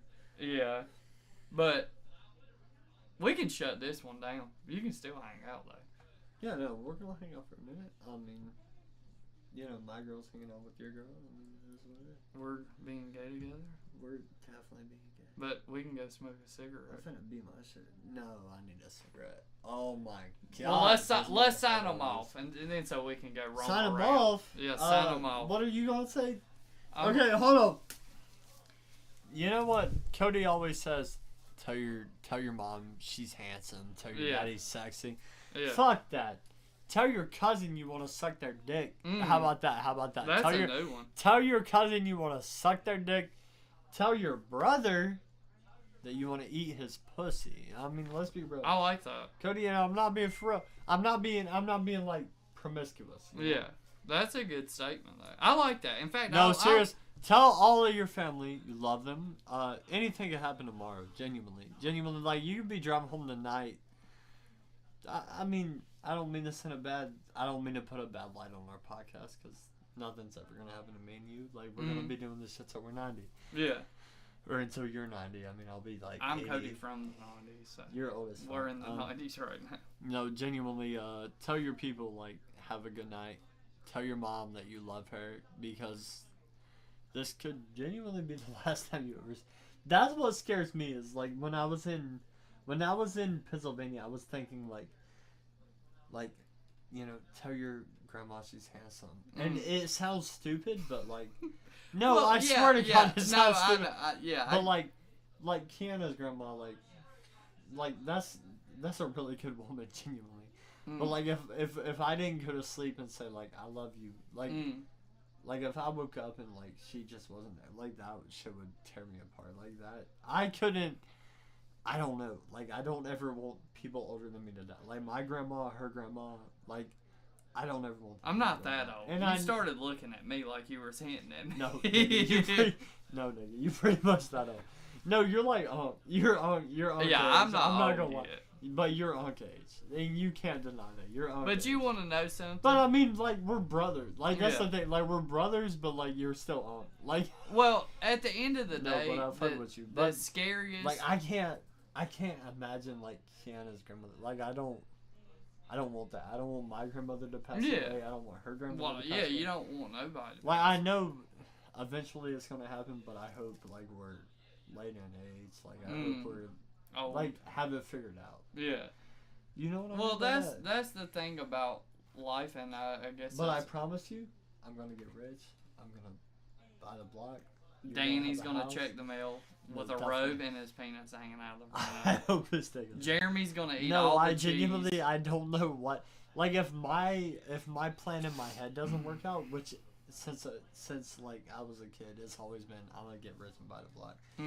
Like I don't know genuinely like what I'm gonna do if I can't buy my house. Like if I can't, not only my house but the house next door. Like cause that's your house. The house. I'll go knock on their door tonight and tell them to get out. Across the street, house. Across the street is your shed. Next door to me is my grandma's house. Across the street from her is Kaden, and then there's several other houses. You know, we'll figure that out. Like her dad deserves a house. Like her dad's good people. Her dad is. I told you, he's a Marine, but he's not like a douchebag. You know what I mean? Yeah. And no, I feel like there's a lot of people like in our lives, like I've met, she's met, like that deserve it. Like my grandmother, I don't know, cause it's hard, cause her grandmother's really good people. Her grandmother's funny though, like, so I'm gonna tell this story before we sign off. Okay. Sorry, Matthew. So her grandmother, like, right, like I woke up like day after New Year's Eve, like I'm drunk as fuck, like I'm not drunk, but I'm hungover as fuck on the couch. She's like, I'm like Carol, like you really, her grandmother's name is Carol. I'm like, you should really think about getting like some curtains because she don't believe in that. Like she likes the sun. She leaves her blinds cracked. And I'm like, okay, word. And she's like, yeah, I know the sun is terrible for a hangover. And she's like, I'm sorry, but I'm finna make it worse. Opens the blinds wide. I'm like, okay, word, that's cool. Like, no, I fuck with Carol. Seriously, like that's like every grandmother in my life is like my grandmother. Like I fuck with you no matter what. So that was funny. There was something else. I can't remember what happened, but like no, her grandmother's funny as fuck. Like she's my people. Like I said, we walked out with like 8 bags from her house. Like, we got a whole dish set. Like no, she's good people. Carol, and I know she's not listening to this. Oh no, I remember what I was gonna say. We woke up, like, same day she opened the blinds wide open, like, my head's killing me. Like, she offered us Tylenol. I was like, yeah, I'll take one. So, this is what happens, right? I wake up, African Sounds is playing on the TV. African Sounds. let Okay, I'm gonna paint a picture for you. I'm white. I'm white as a ghost. Like, you know, my kids know shit. Like, you can ask Kiana this. I'm not being funny. Like, Jackson didn't think I was white. Like, he thought. I swear to God, you can ask Kiana. Like, you can ask my wife. What did he think? I don't know, but he did not think I was white. He did not. I promise to God, you can ask. He Kiana. goes to school when it says what. Because I thought he knew black like, off. No, because I thought he knew, like, you know, we're white. Like, I mean, we were born white. Well, that's because kids. That's why racism. Like, this goes to this. That's why racism is a taught thing. Yeah, because when you're a kid, do you ever say, I'm not going to play with that young man across the street with a basketball goal because she's black? Like, you don't say but no, you're like, oh, he's a kid like me. You say, oh, I'm going to go play with Hernandez or whatever. Yeah. I mean, that's probably not their name, but you know what I mean. And then they're like, no, you should probably just stay home. That's what creates racism in America. Not going out. Because, like, when I was a kid, like, you know, like, my best friends were Jaquan, like, Derek Henderson, like, I mean, that was just my people. And, I mean, but, like, when I say, oh, I'm gonna just, you know, go out and hang out with them, it was like, where are you hanging out with them at? Mm. And then, you know, I didn't know how to lie, necessarily. Like, I knew how to lie, but I was always like, I don't want to lie. And then that's what became the problem. Because, never mind. But anyway, so, like, what were we talking about? Kiana's grandma? So, like, we walk out with, like, 8 bags of shit. And it's like, we have dish plates, we have candles, we have wax burners. But, genuinely, the funniest shit that Kiana's grandma did, I woke up, and she was spraying Lysol.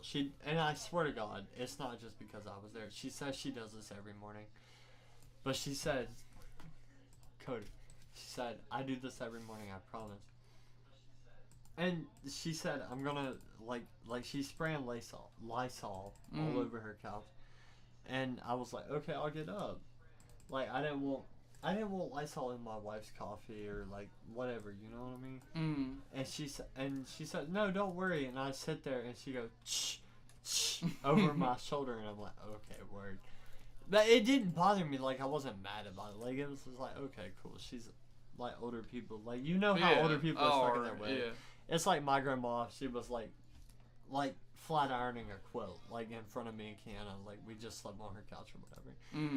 It's the same concept to me, like, but people find it disrespectful. Like, I met Kiana's aunt, or I met 2 of her aunts. It was Terry and Christina, and Christina's way more like my wife.